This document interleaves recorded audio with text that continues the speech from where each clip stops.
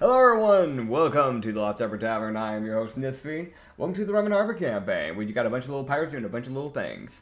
For those who don't know, in the last episode, quick little reminder, the pirates here, the four little players here, went down into a basement area after burning down a watchtower of a cult.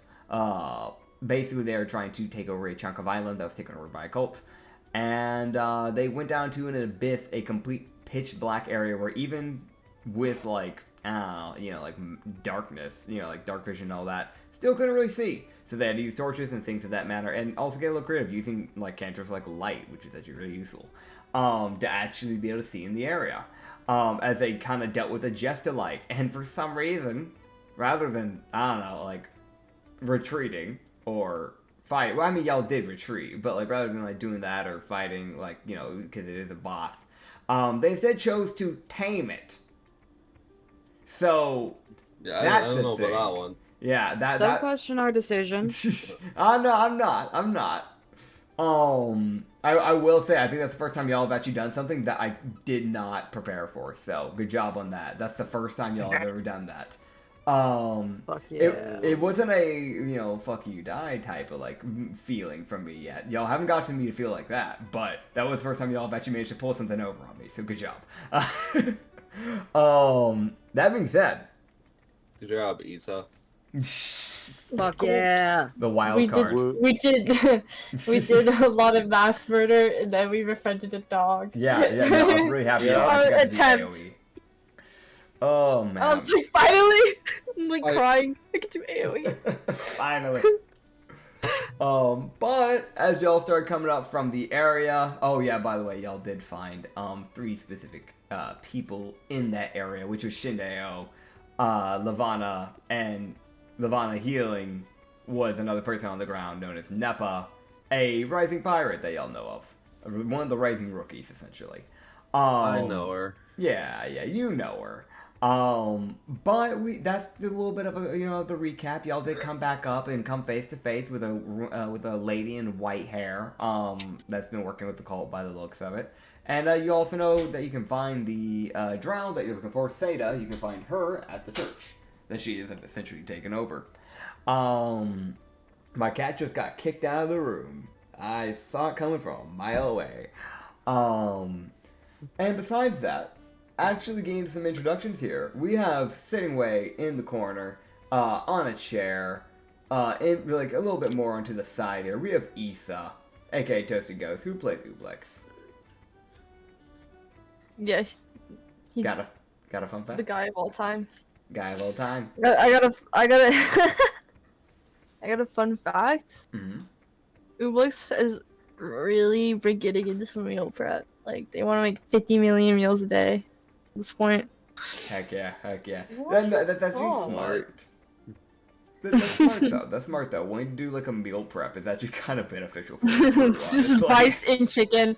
Rice and chicken for everyone, okay? Hey. Those are the rations. Do you have chicken? I don't think you have I chicken. don't No, think we it's have just chicken. fish. Yeah. don't have Okay. Until It'll you do be chicken and rice, fish. you can do fish and rice. Fish is more protein than chicken generally. Yeah. A lot of fish does. Yeah, So dude. there's like squid and shit. It's so good if you want to like bulk for gym. No, it's really good if you want to be lean. True. That's also true. Because of low fat and shit. It's so good for you. Oh yeah, right. I'm horrible at nutrients, but no, that does check. But it's all good. Yep. Speaking of people, yeah, just people in general. Actually, speaking of fish, we have a frog in a box. Hello, everybody. Yeah. Hello, everybody. The fun fact about Usagi is that his preference for tall furries stems from terrible tragedy. Okay, so this is something I guess I now have to incorporate. Okay, so you got bullied when you were in the Crux Dynasty by like a massive Lupin. Actually, wait, that's a good idea. I mean, yeah. Like, Don't do this. Lupin the Don't Third. play good ideas in my head. Anyway, That's a good idea. I mean, do you have something? Do you want to like go into like what's happened? So I, as a DM, if you give me a week, I can tell you. Okay, gotcha. We get a part 2 fun fact next week. Understood. I need time to formulate the new backstory piece. Anyway. Okay. Anyway, that's it. All right. We also have two people that won't have fun facts. They already told me ahead of time, so don't expect it. If you're expecting it and you're a viewer and you're yelling at us, give them a fun fact. I hope you fall over a cliff, but then you come back and be like, I don't know, like you're fine. Like you just kind of like bounce off of it, like a little bouncy ball. Yeah, we have Acrid who plays Loki. Oh. Resident demigorgon that lies all the time because he wants to be a kitsune secretly. He secretly easier wants to be kid fluffy. soon because people Yeah. don't ask questions. Exactly. Speaking of fluffy people, we have the most unfluffy and driest skinned person here because they are reptilian. We have Lindry, played by Shadowcat Anya. Hi, I'm minorly suffering today. So if I have to dip, I apologize, but not really. Yep. Won't get into privates. That's her own personal business. But she may dip. It's up to her. So yeah. If you see her disappear, you know why. That being said, we're gonna be hopping back into the actual stuff going on in the campaign. So I'm gonna be honest, y'all literally just got back up. Just a little reminder, you came face to face with the lady with the white hair. I don't know if y'all immediately just want to try and start swinging, or if y'all actually want to try and talk. I don't know what y'all's plan is, because y'all got up here and then we ended it off. Somebody else should be the diplomat if we're attempting to.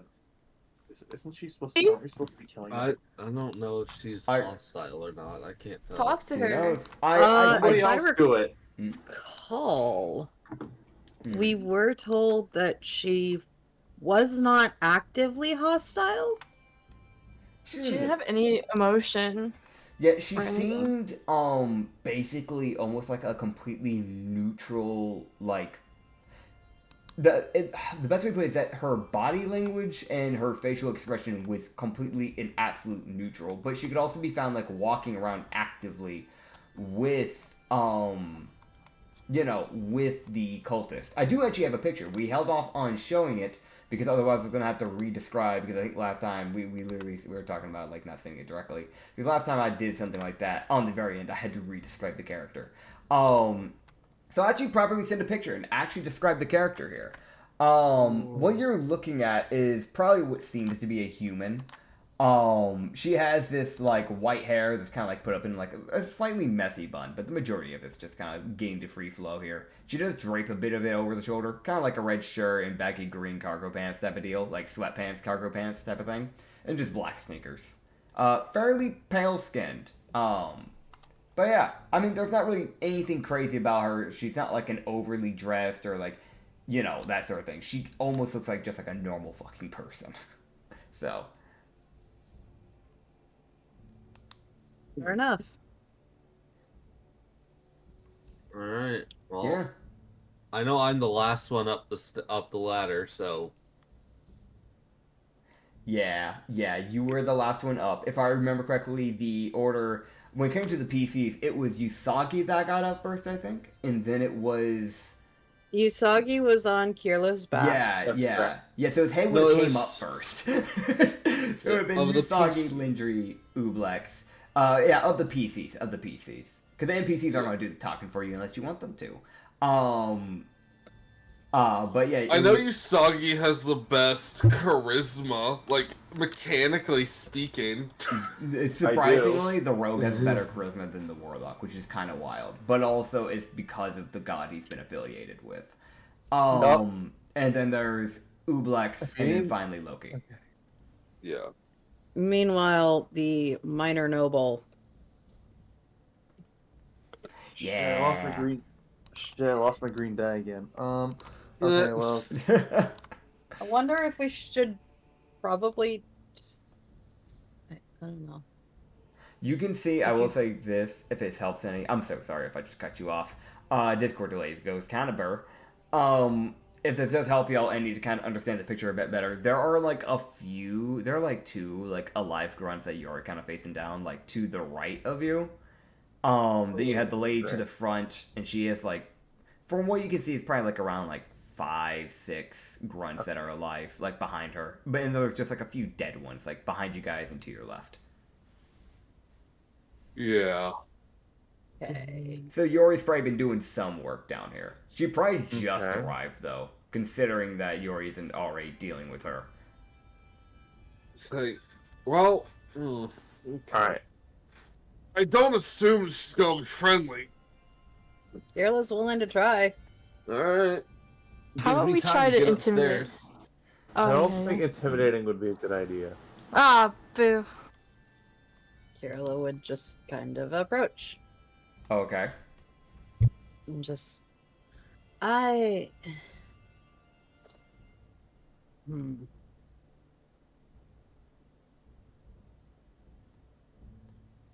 would have expected you to attack us on sight if you were hostile. You can see that she would go to speak, and it's almost like as if the word from her is cut off. And then you would see her eyes kind of wash over.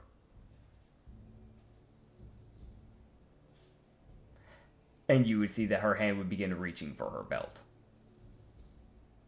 But you can hear in your mind a simple step back.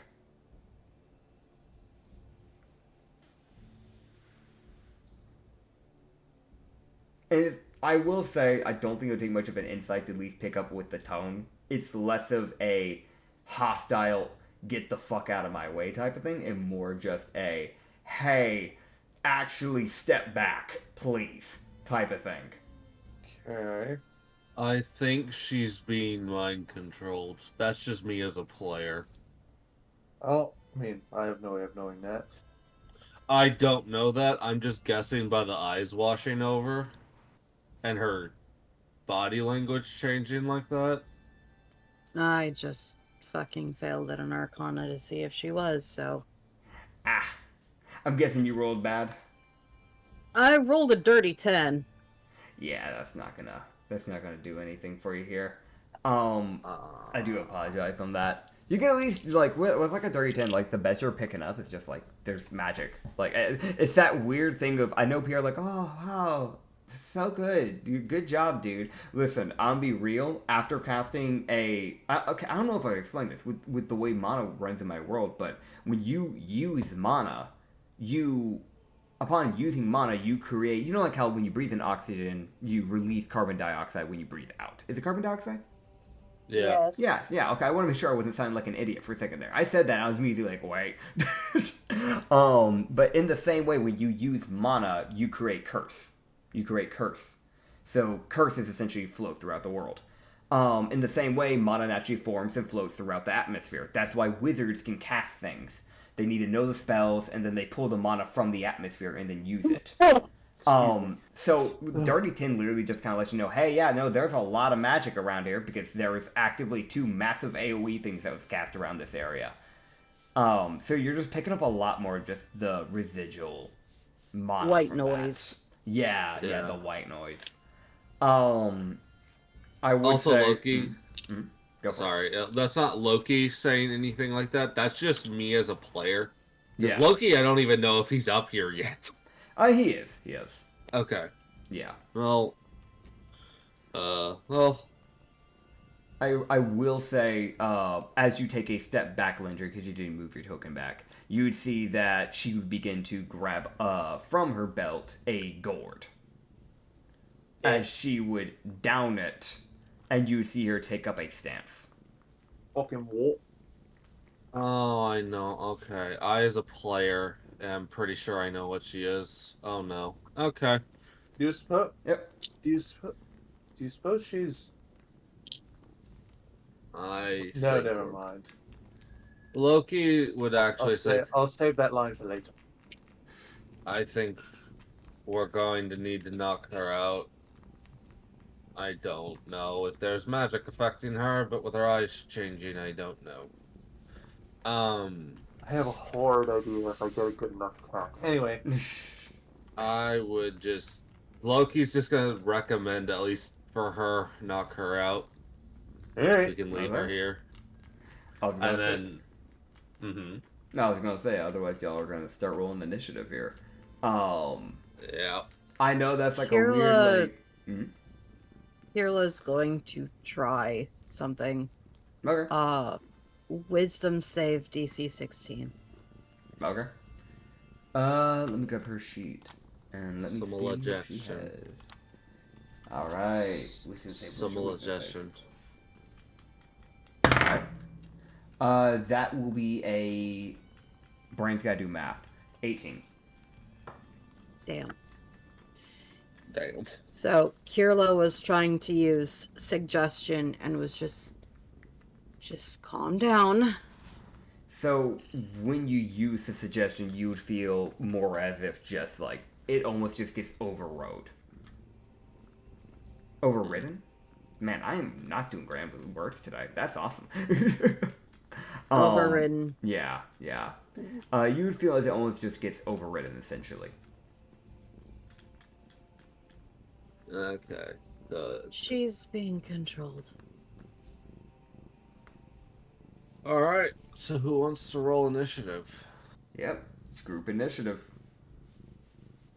I have a +8. So do I fucking tried. Yeah, you did try. Okay, you guys go. Alright. Alright. Fuck. How about Loki roll? Because I don't trust my goddamn rolls as of late. Well, that was a bad idea. Are you sure? I rolled. Yeah. Fucking goddamn it! I got a nat 1. God! Ooh! I passed that look onto you! Oh no! Yeah, no, Loki hasn't been rolling that well either lately. Y'all. Do I y'all also been roll? struggling. No one would've has been been- rolling well. It would have been 2 people rolling group for the group initiative. So we had Loki's, and who was the other set was rolling? Did you want Nobody to? I else can roll. has. The other Fuck it, one I'll- who usually rolls is Usagi. Fuck it, I'll do it. It's fine. So we have the Here we highest go. initiative plus. Yeah, I mean, Issa also hey, it's Dirty did 20. say they could as well. Fair Oh, enough. nice. Okay, cool. So yeah, Dirty 20. You will beat her her initiative by 1. Woo! I do want to double check, make sure she didn't get any extra boost, but I'm pretty sure she only got a +7 to that. Double checking? Yep, that's true. Okay, yeah. So you will be starting off the first round of initiative. Right. So how do you want to Lex, start my- this off? Oh, boy. Well. Okay. Well, at least there's grunts around, so Shin can get some extra health, so that's good. Like, weirdly knowing that Shin's here, I'm like, alright, I don't need to care So about we the need grunts to knock as her much. out. Yeah. I Yeah. gotta be honest, I am not particularly good for this. Just try to be non-lethal. mhm. Alright, well, somebody else get next to her first so I can flank, please. Fair enough. Fair enough. So, okay, this is weird because Loki's in a weird spot. He can't. Do you want Shin to go first so y'all can kind of figure out what's going on here? Yeah, go Okay. ahead, Shin. So Shin will essentially dart in between, kind of push past Lindry and Usagi, unless Usagi's still on Lindry's shoulders. But that's where his token is currently as beside her, so I'm gonna assume that you have hopped off of her. Yeah. Okay, cool. So he will kind of push in between the two of you, and then basically, I can't grab the token because the ruler's in the way. Thank you. He will essentially, you're good. He will essentially basically dart past, and then dart in between her and the grunt to the left of her, kind of behind her, like by 5 feet. And he just dart into the middle of like 3 different grunts and her. As he would immediately start swinging. There's no hesitation with this. So he would basically pull his daggers and just begin swinging. So that would be, he double wheels, so that's, technically it's only 2 attacks in an action for him, but since he dual wheels, that's 4 attacks. So, that will be a 25 to hit. I know that's hitting the grunt. The 11 is not going to hit a grunt. The 15 will hit a grunt. And, alright, so he's hitting 3 of his 4 attacks. You would see the one that he basically, like, passed in between the lady and the one grunt, so the grunt to his left, essentially. You would see as he basically just, as soon as he gets within this group, basically just spin around and just drive one of his daggers into their shoulder and then tear it out. As you would just see blood gush. As he kind of basically just hit, like, He might have just hit like a really good nerve or something of that sort, but you would just see them essentially take a total of 10 damage. As they basically stumble back, kind of clutching their shoulder, and you can see that they're not doing all right. So you would actually get the second swing onto them in the process, which is another 13. As this grunt here would go down, as basically would take him driving that dagger in, basically taking another swing, they duck out of the way, and then he would take 1/3 swing, stabbing into their gut essentially, and then shoving them to the side as they fall to the ground, and then immediately turning his attention towards the one, like, basically the next turn of rotation, which is the one that was, like, directly behind the lady by, like, 10 feet. As he would essentially go ahead and swing at them, basically slashing them, essentially just in the stomach. As that would be another 12 slashing, and that would be just enough to knock them out, as they would fall to the ground as well. But knowing him, he doesn't use lethality, so he'll probably be aiming to kill. That will be Shindeo's turn. And he's going to get his 10 health, so. Yay. Token says Shin has 38 hit points. That is incorrect. I don't know why it keeps changing, because I keep fixing this. I don't know. There's a lot of it keeps not working. It's fine. We deal with it. I can't see Lindry's health. Again? I don't know. I don't know why it keeps doing that. I don't either. Yeah. Keep going. I know what Kirla gonna be doing. Oh no, those poor grunts. She's gonna use Shatter on Okay. these two fuckers here. Alright. Yeah, so you basically look to the left of the lady where you're facing, and basically just cast Shatter, like, in between these two different grunts. So what's the save? Con save DC 17. 17. Alright. That will be one success and one fail. Okay, so the one who succeeds is taking 9 damage, and the one Okay. who failed is taking 18. Alright. You would see one of the grunts kind of fall. You see the one that failed basically fall to the floor, which is the one in the back, like the one the furthest away. You'd see him kind of like fall to the ground, kind of just unconscious. Brother wasn't even in the fight yet. It was just like, oh, I'm dead. Yeah, like he was just here. He had like a sickle and like what looks like pepper spray. And he just kind of falls to the ground, and the pepper spray falls into like the little water trench, and then you just see it start floating away.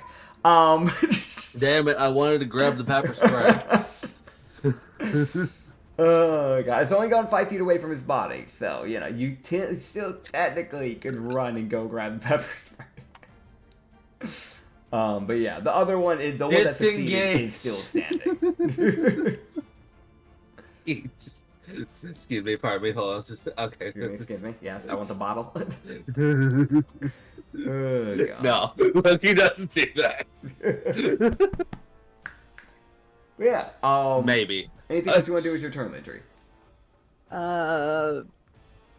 Bonus action. Thermo nuke. I don't know. I tell you, that's not an option. Why not? Shindeo's right behind her, right? Yeah. Okay. So that means he should technically be protected from this. He should be. Con save 16 for the white-haired lady. Alright. Let me see what she got. She rolled a natural 13. I just need to see what her plus is. She meets the DC. Damn. Does she at least take half damage on whatever it is that you're casting? No, I was gonna Damn it. use poison spray. Ah, yeah, no. It's That, an all or nothing. That is an all or nothing cantrip, sadly enough. Uh-oh. Yeah. So yeah, no, you just spray. Actually, isn't Loki like right in the way though? Because Loki's like right in front of you, if I am understanding this correctly, from by the looks of his token. Or is he immune to Loki, what the poison? fuck? I think for Anya, her roll 20 hadn't updated. Okay, we'll say for now because I know Loki would have eventually started moving and technically that Lindry's turn. What we'll say is that just because of roll 20 going burr, we'll just say that Loki hadn't gotten there yet. I was technically also preemptively moving before my turn, so that's also kind of my bad. That's fine. That's fine. It happens. It happens. What That's what the happens fuck? with group initiatives sometimes. People start moving stuff. It happens. Roll 20 just had a moment. Just make sure you reload it if it's not fixing. Yeah, I'm not going to make you worry about Loki then. It's Yeah, trying to fix itself. I'm also honestly not looking at roll 20 all too much because every time I look at roll 20 while we've got a map up, Yeah. the audio from Discord goes crackly. Oh. That's a weird one. I've never had that before. Neither have I. Yeah, it's a constant for me. But also, like, your computer runs on, like, cat hair and, like, And hamster a fucking balls. dream. Yeah. Cat hair and magic. Get it right. I say hamster balls because I feel like you have to have at least 3 hamsters running on, like, 3 different wheels to keep that thing running.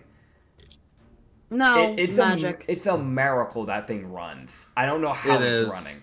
It is. We're not going. I'm not Just- going into it. Yeah, no, we're not going to get fully into it. All I want to mention is that there is an IT friend that looked at that thing, and even he looked at it and was like, how the hell is that working? He tried to fix my computer and it broke it, Yeah.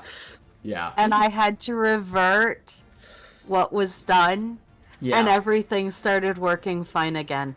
I don't know. If you ever get an Acer Nitro 5, holy fuck is this thing confusing. Nothing of it makes sense. But also, if you can actually manage to work with it, It's the trooper. it runs better than anything else I've used. I Yeah. don't know why. Oh man. Just don't question the fact that, the CPU boosts over 100%.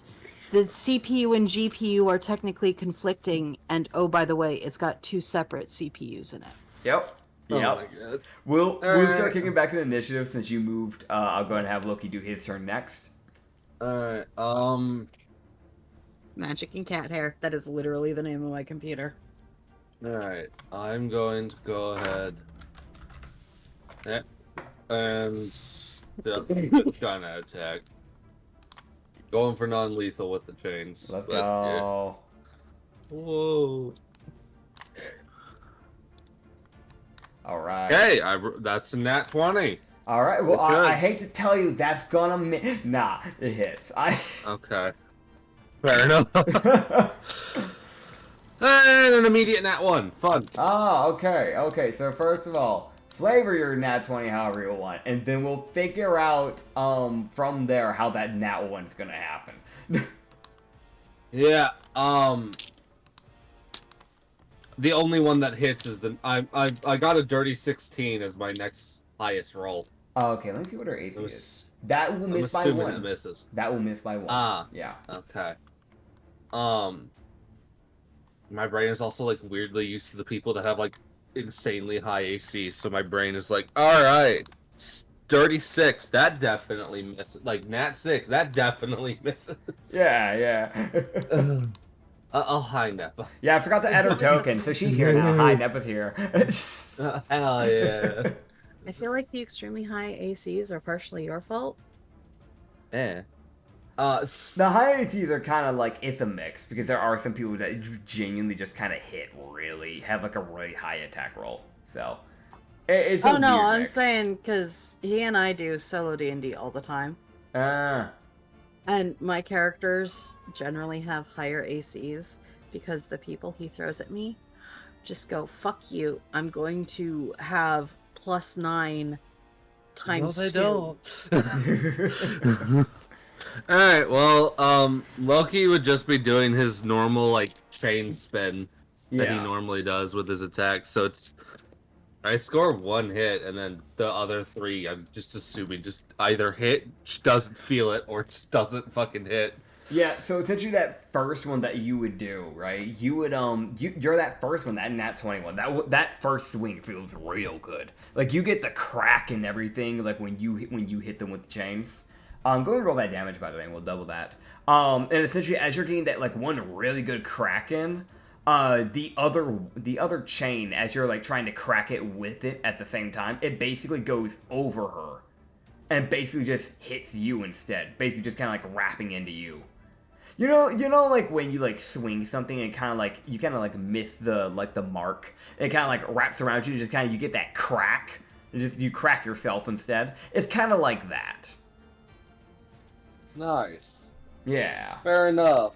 All right. To be fair, that's an actual possibility. It's like using nunchucks. If you ever use nunchucks, you know what I'm talking about.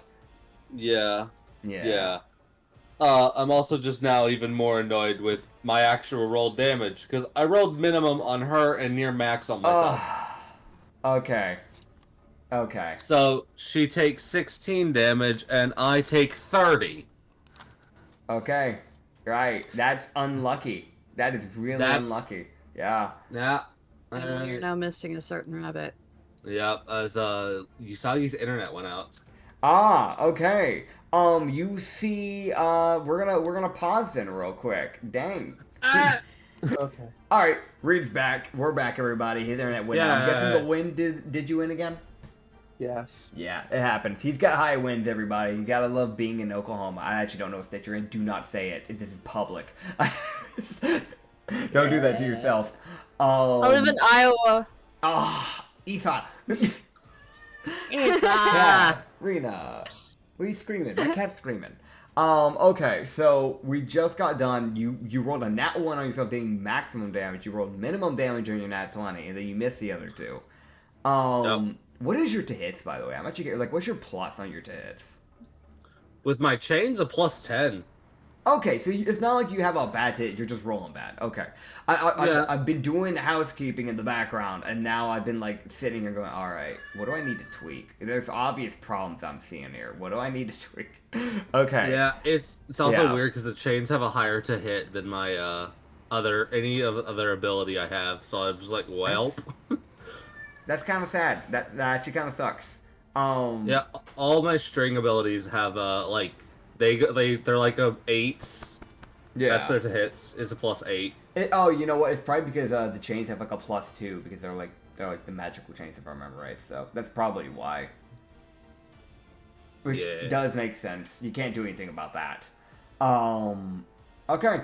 So we're gonna keep this going then. So yeah, no, you cracked yourself essentially with one of your chains in a strike while you basically cracked her in the process with the other one, and the other two strikes just miss after that. You kind of just discombobulated yourself essentially after like hitting yourself by accident, which is fair. Like, let's be honest, that would actually genuinely be fair. Next up will be Ublex. What you got, magic boy, magic girl, magic woman? Unless you want Usagi to go. Magic slime. Magic The slime. what? Alright. I'm gonna hit this grunt with a repelling blast. Alright, so the grunt near Shendeo to his left and technically directly in front of you. Understood. Yeah, I wanna like try to proc an opportunity attack for my For your boy, for your man. Ah! Would you get a 14? 14 will hit I a think grunt. I hit That'll hit a grunt. Would it actually hit? Yeah, for a grunt, yes. It's this like bulkier guy. Like he's like, it's like, a lot of the other grunts are kind of like skinny-ish. Kind of like slender dudes. They obviously don't do much. There's this one just like really bulky like grunt. Like this one big guy. Like, yeah, what's up? Like kind of like hovered over the rest. Yeah, you shoot him with your outer blast. You do 12 force damage, and it kind of just gets slid back. And you can see like the ground kind of like tear underneath his fist a little bit. What? That's not damage. Oh, that's not damage. That was another to hit. Yeah. The 12 will not hit. Was it also on the same guy? Yeah. Okay. You see, like after getting hit by the first one, you roll your damage. By the way, yeah. There we go. After getting hit by the 7 force damage from your Eldritch Blast, you can kind of gain. I guess you're pushing him back 10 feet, right? Or are you pulling him? Yeah. Okay. I'm pushing him back. Yeah. So you push him back 10 feet, and you can see what now as the cloak goes off. You can see that it's the Goliath. As essentially his feet just kind of drag through the ground, kind of leaving these marks. And you just kind of shrug it off. Yeah, that's your first 2 Eldritch Blasts. What else you doing? 2 more. Oh fuck! I almost moved myself. 2 more repelling blasts. This time on the other one near Shin, the one that he actively stabbed in the gut. Yeah. Alright, roll me those to hits. What is with you in the nat ones on your Eldritch Blast? She left! Just happened. she rolled a nat 1 on her Eldritch Blast. Okay. Roll your other one, by the way, as well. But you begin to turn, and as you begin to turn, aim. What is up? What is up with tonight? Okay. That one into a nat 20 is insane. So the first bit of damage you roll will be the nat 1. The second one that you roll will be the nat 20. Basically, essentially what happens is that the first blast that you start charging up, you overcharge it and it blows up in your face. And you take 24 damage for that because you double the damage that's done. So that's 24 damage that you take. Half of her own health bar. That's half of your own health bar. And then you're like, oh god, nope, I did that wrong. And then you basically charge it on the dime to the exact amount right before you go any further to blow it up. So go and roll your second damage, and that'll be the one on that grunt. You basically just you messed it up, and the second time you perfected it, essentially is what happens here. Yeah, as you do 20 force damage towards this grunt, and you see this halfling get shot, kind of just in the stomach again, and you see him just kind of go basically flying through the street. And he would just kind of crash into some random donkey that was just kind of wandering. And you see the donkey just midair back kick him. And he just goes flying into a crate, crashes through it, and it's just on him now. He's not moving. Nice. I think he's dead. He might be Death dead, by guys. donkey. Are you sure? Yeah. I mean, you wanna shoot him again?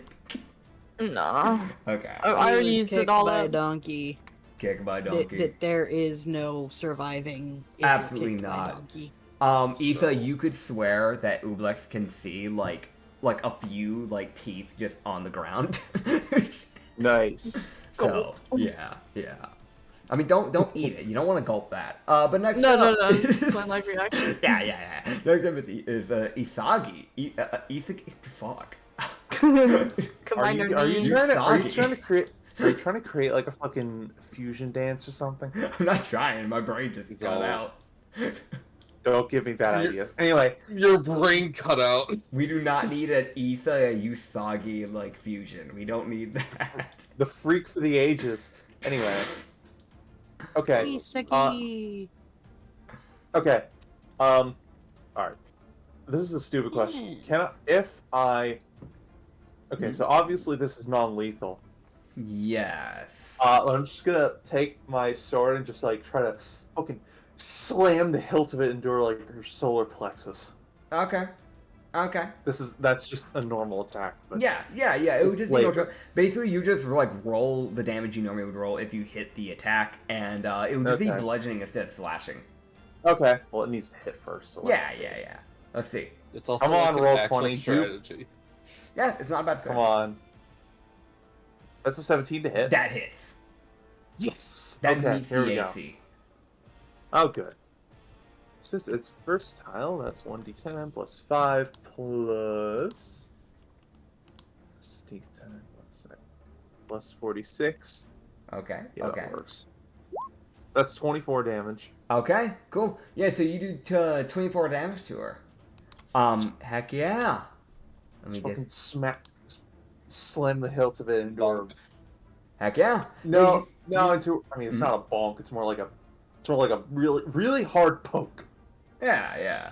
Why did I phrase it like that? Anyway. I don't know why. Jab. A jab is a better way to put it for sure. Yeah, that works. Yeah. So you basically just thrust this blunt end of your weapon into her, essentially, to her solar plexus. You see her just kind of in an almost sloppy, drunken manner, essentially. Just kind of waver back, but not her legs don't give way. It's mainly just more her upper body kind of bends back, if you know what I'm saying, and just kind of regains her stance. Okay. Well, I could use boiling blood. You could. Can I do that non-lethally? Boiling blood. So here's the thing, right? Boiling blood is a weird one. You can use it non-lethally Probably not. Actually, now I'm thinking about, because you're burnt. Well, that's a weird one. So if you did the inside, right? You did the one where they have to make a save, right? Yeah. You would. There's no way for that to be non-lethal. Okay. That was definitely a lethal thing to do. Burning someone's blood. I've seen people do some fire-based attacks before. I feel like you. You could do a non-lethal. You just have a chance of possibly injuring them if you knock them out like that. I'd say like there's a shot you just give them a burn injure. Nope, not gonna bother. Okay. Hope I don't regret this choice. Anyway, that's all I can do really. That's fair. That's fair. I will point this out. This is the only time I'll ever point this out for you because it's the first time I've ever actually seen you forget this as a rogue. You are technically in flanking. You forgot your or did you add your sneak attack? I did add my sneak. Oh yeah, I see it. Never mind. Okay, I was like, man, he forgot about sneak attack. That's Don't forget about that. I just didn't get good rolls with it. I'm just used to you being like, oh yeah, I gotta add that sneak attack. You know where he vocalized it. So my brain was like, he forgot it. That's new. No, Holy I've crap. gotten into a habit of just adding it. No, that's valid. Yeah. Okay, heck yeah. Oh wait, no, I know what I'm gonna do for my bonus action. Cloaking time, baby. Yeah, there you go. Yeah, you go cloak up. Heck yeah, dude. Okay, so as you cloak up. Yes, go for it. Yes. Do I have my bonus action? Or did I lose it from hitting myself with my chains? I wouldn't say you would have lost it. You're fine. Okay. All cloaked up in here. All cloaked up in here. Roll that stealth check for me as you begin to cloak up. By the way. I'm not sorry for that. You're good. Anyway, let me roll that stealth. While you roll that stealth, you can type the stealth amount to me in chat so Acrid can say what he wants to do with his bonus action. What do you want to do, man? That's good. Okay. Dude, no, that's good. We'll just say it anyways. He was still kind of quiet anyways. 23. You got 23. Oh, yeah, you're good. Alright. Loki just enacts one of his rages. Okay. Yeah, no, yeah, you raged. You, how angry are you? From a scale of 1 to eh? Like, what are you feeling? It feels like it goes backwards. Okay, from a 1 to a ah. Like, what are you feeling here? What's that noise? No. I'm like a character from like a character on a mascot platform. Thank you. That's kind of what I was aiming for. Okay. I'm gonna be honest, he's not really raging, he's more just frustrated. It's really just the most like, God, this is fucking annoying. Yeah, no, that's fair. That is fair. I've lost a quarter of my health from myself. God damn it. I cannot believe this. Okay, so I'm going to use Lavana's turn in the next one. You see Lavana basically position herself to kind of be in line sight of the 3 grunts. As I'm pretty sure this reaches all 3 of them, but I'm going to double check. She's going to reach for as many as she can. Okay.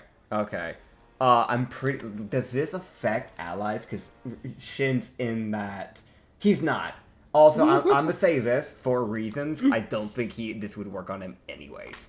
So you would see she would basically just go to the side, like to y'all's left, essentially, where there's just like one random dead grunt in an alleyway, and you would see her just begin. I cannot explain this enough. I don't feel like y'all have fought with her enough. You see her just like she pulls an ooblex from last session.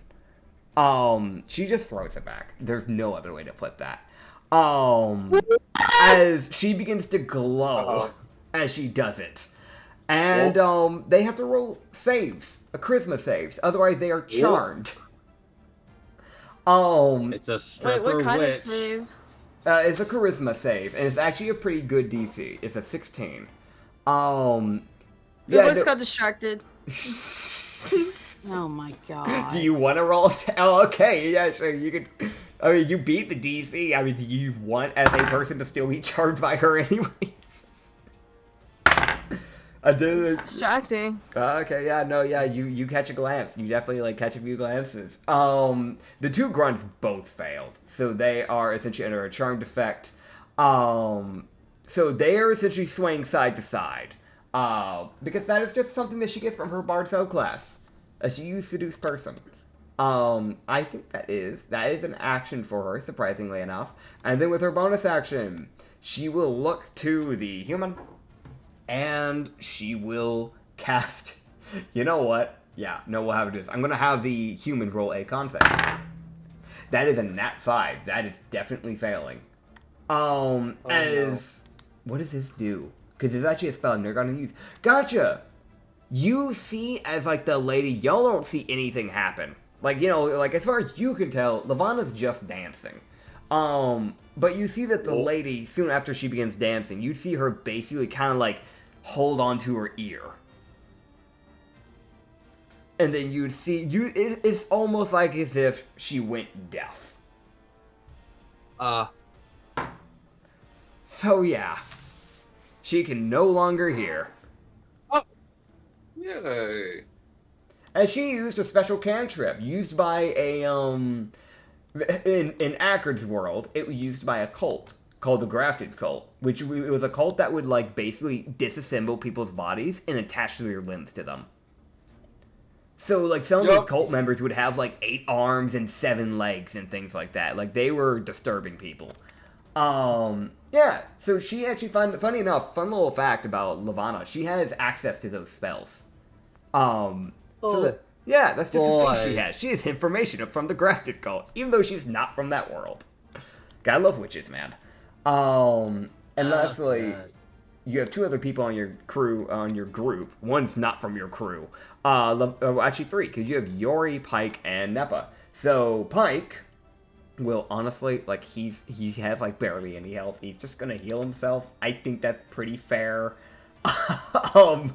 He's got, like, barely any health and a dream. So he will be using, what slots does he have left? He actually does have a 4th level spell slot left. So I think he will be using that on himself. So he will be doing that. So that will be 8d8 plus 4. Healing that he will be regaining back. So let me just go ahead and give him that. As he regains 41 HP back, bringing him to 46 health. And I think that's like his max, isn't it? Yeah, no, he's just back to full health again. So he comes back to full health using his main action, and then with his bonus action, I should have had him go first actually for you guys, so you guys could bet you had something to do. I apologize. He will give, you know what, he'll walk up to Ublex, because he just, actually, you know what, no, he's already done this for Ublex once. So he's going to, god damn it, you're right there, though.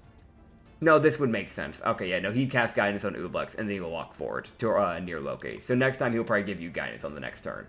Loki. But yeah, he'd just slap you on the back, Ublex, and walk past you. Giving you guidance. Jiggle! Sure. It's up to her on that one. But at the very least, there's definitely at least a ripple effect. And Nepa will go ahead and go. As y'all get to finally see how Nepa fights. Because y'all found her just absolutely dead on the ground. Lucky with Lavana's help, she is back at full health, at the very least. You would see as Nepa would essentially, basically snap her fingers, as you would see a ring form around Loki, Usagi, and Shindeo. As, like, a golden ring basically is, like, bouncing up and down your entire body, essentially. What the fuck? Yep. As you feel almost like as if you're under the hasten spell. Wait, what? As for next turn, you will be under the hastened effect. Yeah. Oh, fuck. Gotta go fast! So, like, I won't be honest, the inspiration for the Hoop Hoop ring was Sonic. Yeah, I'm not surprised. Yeah, so you would see her basically go run over to a marketplace tent, jump onto it, bounce off, like, basically push all of her weight onto the roof, and then send herself flying towards the human. As a ring would form within the air, and she would basically just tumble into the person, essentially. As she's going to aim to crash into them. Does it mean that there's I love this lady already. Oh, hell yeah. Does it mean that there's a shot that she takes damage if she misses? Yes. But, if she hits, that is gonna hurt. This is a dex save for the lady. Can it be assumed that I duck? Oh, yeah, no. Like, I mean, like, you're short enough, so you just don't have to duck. Oh, good.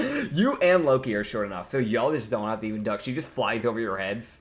Because, like, both of y'all are around, like, similar heights. Whereas, like, the lady's around, like, 5'11". She's fairly tall compared to the two of you. she will come crashing towards the human, and the human actually will not get out of the way. They miss the DC by 1. So like a ram, which is funny because of her being a satyr and have the ram-like horns, she would basically slam her head and her horns into like the gut of this lady. And she and the lady will go tumbling into this cart behind you guys, behind Shindeo, and that will be her turn, as this lady is going to take a bit of damage, just a little bit here. I'm going to actually roll the damage here. I'm going to be rolling off of the lady's sheet. So that is going to be 68 bludgeoning damage. As she will take 26 bludgeoning damage. Plus the modifier of this. So that is going to be 30 bludgeoning damage. Boink. There we are. Alright. And that will be the end of Nepa's turn.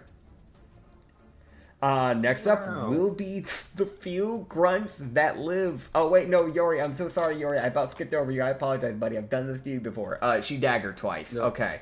Dagger. That's a nat 20. She kills one of them. No, let me see what that nat 20 damage it does. It's like a dagger. Okay, so she does 10 slashing. This is one of the weaker grunts that you know that does kill. So she, like, the one to her right, she basically just, like, stabs him in the throat and just takes her knife out. And he would just basically just fall to the ground. Basically just stumbling back, then falling to the ground, clutching his neck. Then turning over to the other one, she would slash at him, and that is a 14 to hit. She meets the AC of this little bit bulkier one, and she would slash this guy, as that is another 5 slashing damage, as he will take the damage. You kind of like cut, clutch like his ribs as she slashed a little bit. And she would then look to him and just go, "Man, you're useless, aren't you?" As she casts Vicious Mockery. That will be a wisdom save from this guy. And that will be a fail, as he misses by 1 on the DC. So he'll be taking 2d4 psychic damage. As he will take 4 psychic damage, and he looks like he's about ready to fall over at any point in time, but he's not quite dead yet. You would see... What a bitch. Yeah.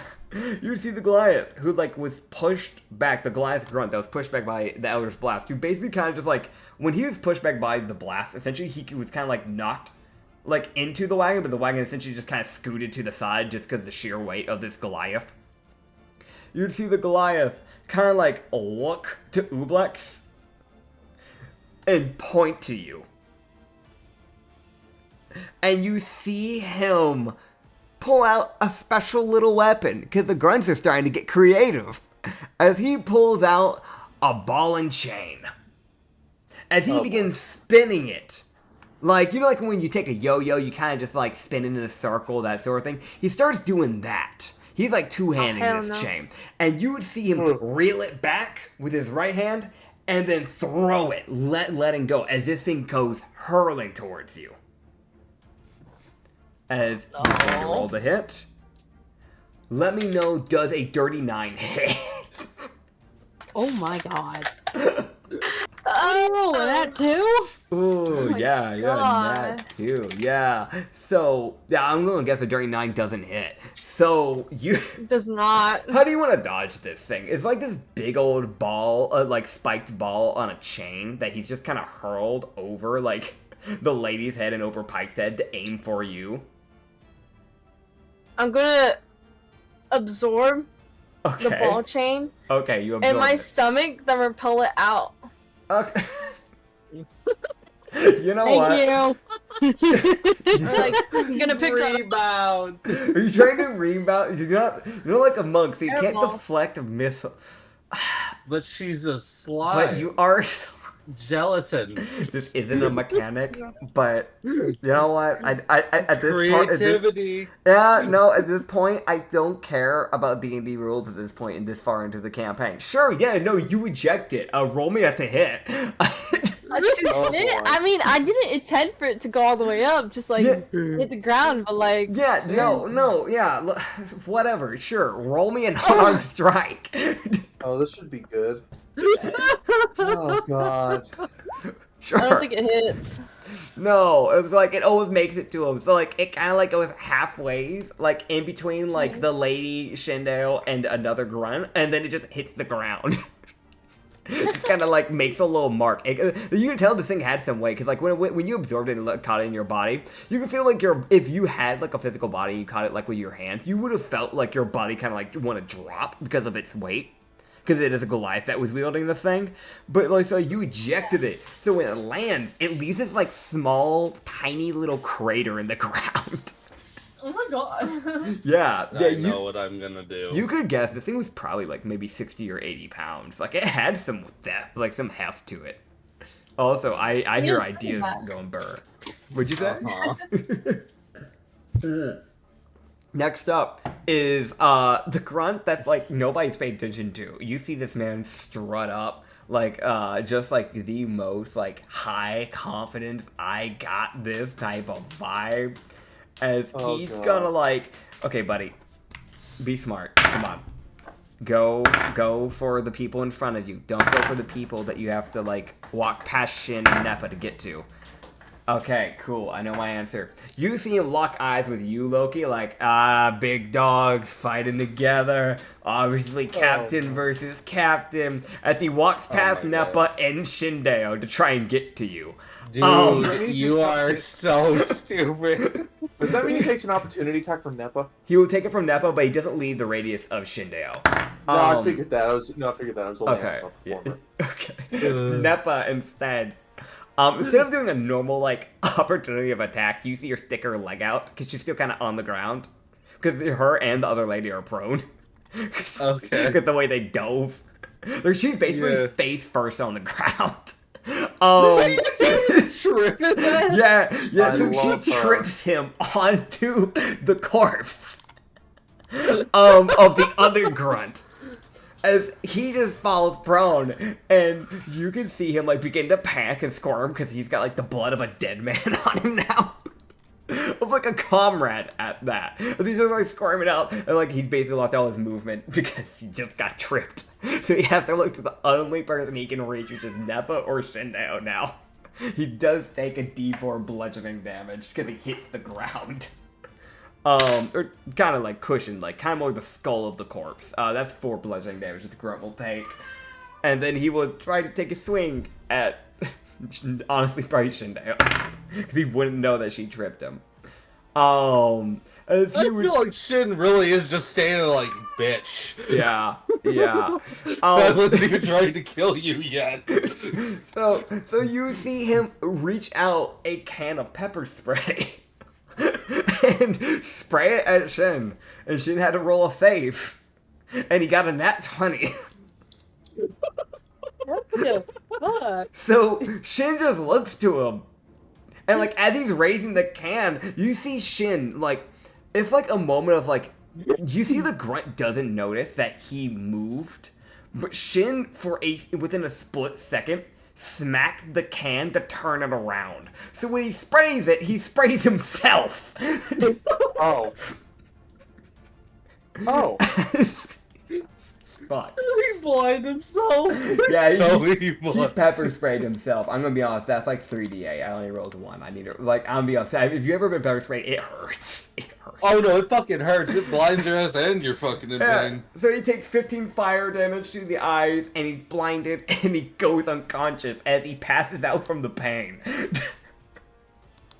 That's like a weirdly powerful weapon. What the fuck? Yeah, I mean, it's like it's a probably 1 to 2 time use, but that's pepper spray for you, man. That shit hurts. You can see the one that Yori's fighting. You see this guy who's like kind of just like he's struggling. I say he's a bit more of like a stouter, bulkier guy. It's because it's a dwarf. So you see this dwarf kind of just raise this like hand axe up. And you can see something about this hand axe, and which is the fact that, like, he's just made it serrated. Hey, behind you. You see him, like, just shout, hey, behind you. You see him, right? Correct. I'm just trying to get him to waste his attack to swing behind him. Alright. He does look, so he'll be running at a disadvantage. I'm just allowing Tom forward today, man. I don't know. I just feel like he's like, huh? Hey, behind you, huh? More just confusion, like, why is the enemy helping me? Or am I? You see him like look away, and you see Yuri begin to lunge towards him, and then he spin back and strike her. In the shoulder. God damn it. Sadly enough, he still, even with disadvantage, still managed to hit her. So that is going to be, with it being a serrated hand axe, that's going to be a essentially just a 2d6 of damage, despite not being a great axe. Yeah. So that is going to be 12 damage to Yori. So that is going to be wait, does it say she has 51 HP? What is with? Okay, roll 20. Listen, I need you to get your stuff together. I don't know if maybe it's me. Maybe I'm the problem.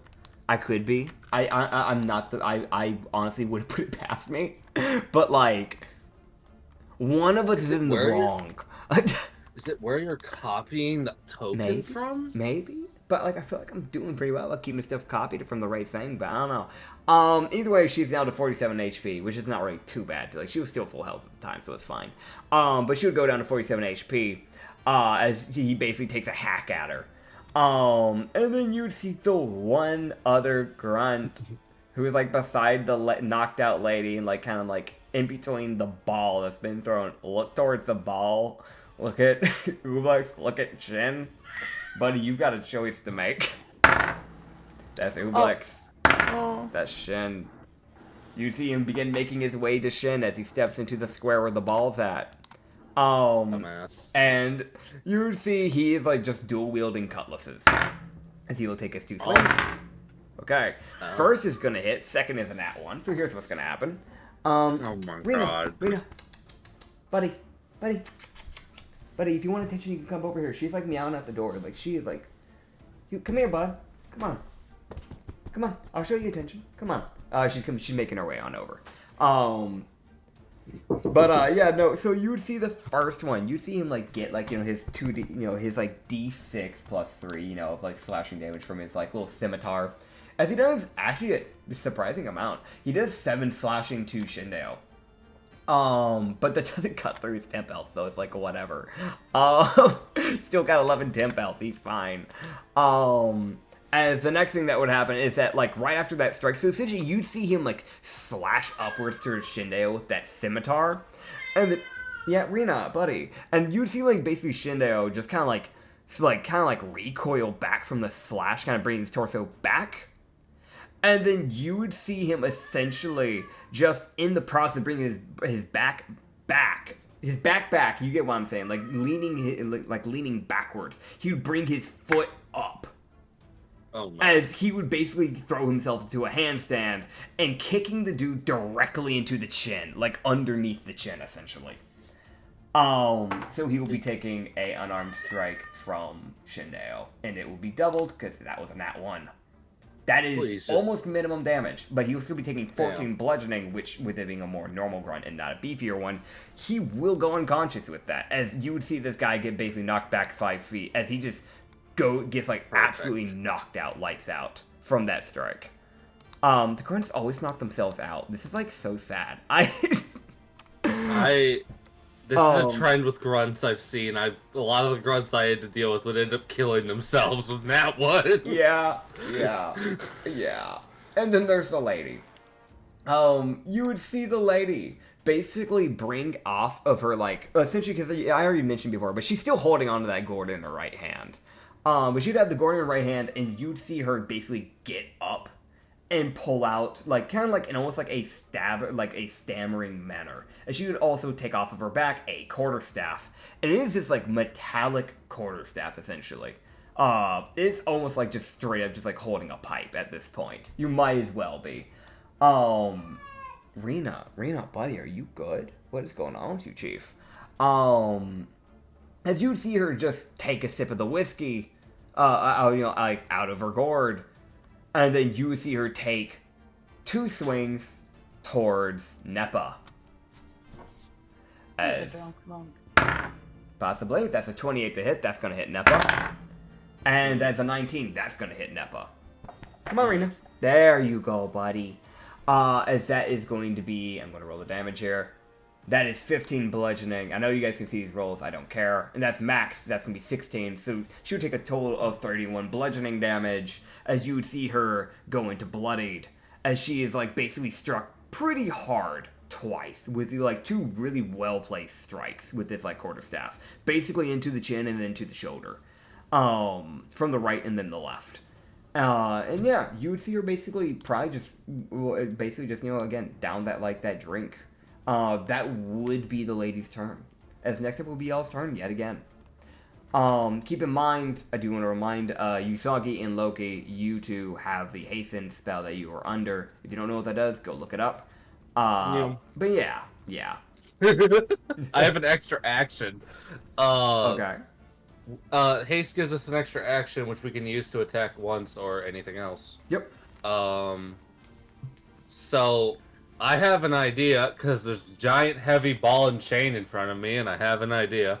Okay. I would like to take my hastened action, pick up the ball and chain, and start spinning it, and then just throw it effectively in a line. Alright, go for and it. Forward. So if the lady dodges it, the grunt might not. Fair enough. So yeah, you can do that. They'll roll dex saves, because that is how the initial thing. The only reason why it wasn't dex save with Ulas is because they had to actually hurl it, because they were like ejecting it from their body. But yeah, they'll roll dex saves against it. She would succeed the dex save against this type of weapon, and then That's the grunt. It's a Goliath that checks. The Goliath does not get out of the way. Yeah, so he takes whatever the damage of that chain ball is. Alright. I don't know what the damage is. I should check something real quick, actually. Deflect missiles. Does that have to hit? I think. I don't know. I don't have it. I should check. So you take the damage from the attack is reduced by 1d10. Next monk plus monk level reduces 0. You can cast a missile. I think it has to hit you. I think so. Yeah, when you were hit. Yeah. So it doesn't hit her, so she can't do that. I figured I might as well check. It would go ahead and strike the guy. That is, to kind of be real, that's a chained ball, so that's like 3d6 plus your strength modifier. So that is 11 plus what? 5. Alright, so you do 16 bludgeoning damage to this Goliath, as you would see it strike him like center mass, and he would basically crash into the tents, and you wouldn't see him moving. I think I might be taking that ball and chain with us. That's fair. It's like a weirdly good weapon just to throw at people. Clearly. Fair. Until I can get an actual ranged weapon, it's kind of my best option. Alright, man. I'll move forward and then take my actual action. Yeah. And swing the my chain weapons again. Okay. My chain glaives. Here we go. Whoa. You got this, man. Okay. Okay, so that is a dirty 12, dirty 15, 23, 20, and 25. So dirty 12, dirty 15, and then what? With those two? 23 and 25. So the second two will hit. 23 and 25. Yeah. Hooray. So the first two slashes you would make towards her, you'd basically just see her just kind of like dodge to the left and the right to dodge them. Because you basically just like brought them down vertically down towards her. And then afterwards you just bring it down horizontally, kind of like using that momentum to kind of build up momentum for the horizontal swings. Kind of like just doing crossing swings, essentially. One coming from the left, one coming from the right. Hell yeah. I'm gonna be just doing normal bludgeoning, because I'm not trying to kill the bitch. Okay, yeah, so Not instead of yet. using, like, making sure that you hit her with your blades like you typically do, you're basically just making sure that you're hitting her directly with the chains. Yeah. That's fair. So that is 9 bludgeoning, Okay. and then max 17 bludgeoning. Okay. Cool. You'd see that she has become bloodied. And then with my bonus action. Actually, she also would take 4 additional damage from my barbarian rage. Alright. Because barbarians get bonus melee damage. Yep. I I remembered that for once. Yeah. Oh. A lot of barbarians forget about that, actually. Like, I don't think I ever see barbarians remembering that. No, I've DM'd for a few barbarians, and they never remember it. Yeah. I'm out of mints. Oh no! I know. Be better. Not the mints. Eh. And then Mhm.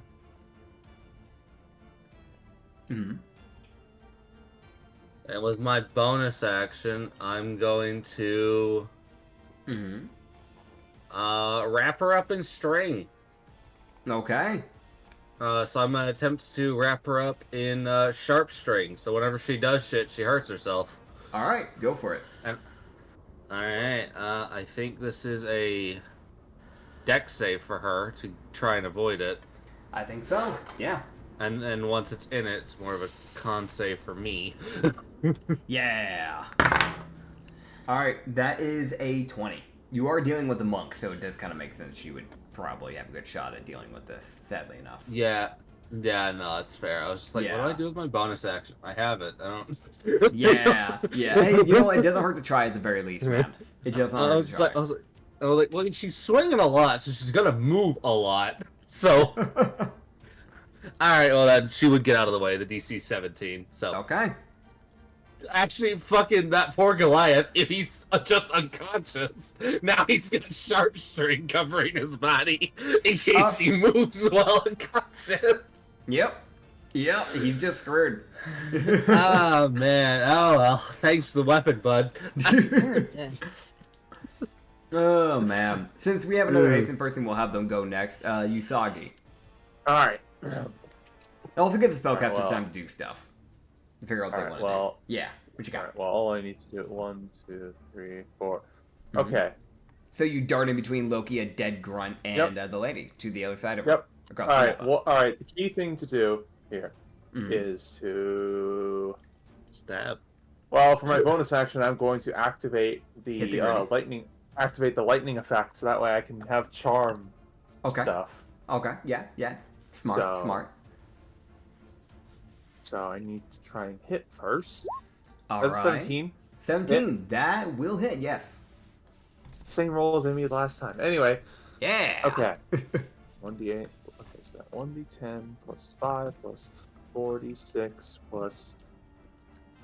That's an extra d4 of lightning. Mhm. This is non-lethal. Also. Mhm. Okay.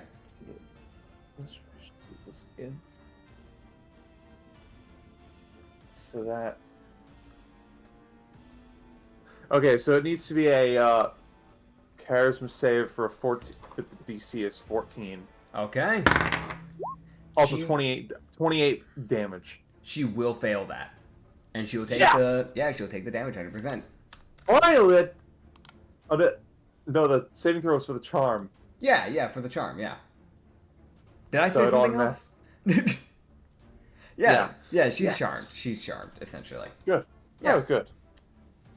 Okay. I'm just gonna see if it. hmm Now. What are You you wouldn't- seeing? Okay. Let me think carefully. hmm Listen. We're not hit. Listen, if possible, we would like to get you out of this alive. So if you could just lay down your gear, that would help us significantly. You would again it's almost that like more neutral-esque just response to everything. The eyes are still glazed over, but you can at least hear in your head just "I wish I could," just in your head. It's like that. Okay. Yeah. All right. Yeah. Okay. Is Charmed actually going to do anything in this case, or? I mean, at the very least, they can't attack you. If, Well, if that's they good. survive to their turn, they are in a crippled state. So Well, good. Good. It means I can smack them in the stomach again. yeah, exactly. All right. That's my turn. Okay. Finally, that stupid saving throw gets to do something. I can't tell you Yeah. how many times I've I can't tell you how many times I failed that. I know, but you got it. You got it, man. We'll go and throw up Lindry next. What you got? Or do you need more time? Oh God, everything needs to readjust. Oh, I should be able to do something. I'm gonna throw a firebolt. all right. Heck Does yeah. a 28 hit? A 28 would hit, yes. That. Possibly. Oh. Mm-hmm. There's the good rolls. Oh. There's the Holy shit, she rolled max damage. natural 19 to hit and Okay. a 20 in damage. Keep in mind this is 2d10. Okay. So that was max rolls then. Uh-huh. So 20 damage. She will, so like as this firebolt would impact her, you would see her entire body. Normally when people get hit with something like this, they typically just like, like it like kind of like sputters out. But normally like a little bit of their body's kind of like singed. You see instead her body catches fire. As her body would erupt from flame. And you would see her fall to the ground as she would be screaming in agony. And then she would pass out as she is still on fire and she's out. You probably get the idea. She's probably vulnerable to fire. Oh. Okay, so immediate shape water Yeah. to put the fire out. Yeah, while you do that, I just Yori, the one grunt, she just kills him. Walks up, snaps his neck. It doesn't work a few times, so she has to like retry it a few more times because it's a dwarf. She kind of just like has to like go around behind, try different angles, and she keeps popping it, but it's more just like she's just like it's almost like a massage for him. And then finally she manages to actually pop the neck properly, and then he falls over dead. That will be the end of combat. But yeah, you can douse this guy in water. With this lady in water. Apologies. Yeah. Just that instant swap to, oh shit. Oh fuck, she's vulnerable to fire. Oh god, I'm so glad I didn't hit her with the fucking sinful slash that I was originally gonna do. Yeah. So like when Usagi asked about the boiling blood, there's another thing I was having to think about. Because of what she is, she doesn't have blood. What? Yeah, so if you made her roll a save, she'd automatically succeed. But if you threw the ball at her, maybe. But if you threw a ball of blood at her, she would have burned and taken double damage. Because that's literal fire damage. So it would have melted into her body. Oh, good thing I didn't do that then. Yeah. Wow, okay, good thing I didn't do that then. Yeah, so essentially... That could have gone badly. Yeah, it could have, but it's fine. I'll use the healing string. Yeah. Please do. So, Please do. 43 healing. Okay, 43 healing. Okay, cool. So as you do that, I'll go and let you know, as you're like essentially dousing her, putting out this fire from her, and I'm gonna be honest, it takes a bit. It takes a bit to get her like undoused, because every time you like put out the fire, it kind of like starts reigniting almost. I hope we don't pull a quiet on this poor lady. You said 43, right? 43 healing, yes. Okay, cool. Also, I'm sorry, Usagi, I do not recognize that reference, but I'm sure sitting in the background there's either a commenter who does, or there is from Issa, Metal but she is Gear. being very quiet about it. Oh, okay. It's from Metal Gear. Gotcha. By the way, I want to mention, I have watched people play Metal Gear. I don't know any references. All I know is that war changes. Like that's war never change. Is it war never changes? War who cares? War never Fallout. changes is in Fallout. Is that in Fallout? Yeah, no, that has nothing to do with Metal Gear. War. Listen, all I know. Damn it. Listen, all you need to know. Listen, all you need to know is that Quiet is an assassin who gets set on fire and kicked out a window. No, okay, gotcha, cool. And gets horribly changed by said fire. So that's all you need to know. Damn, kind So of like a Ninja Gaiden. whenever I say pulling a Quiet, I mean that. Okay, gotcha. I mean gotcha. burning alive. Fair enough.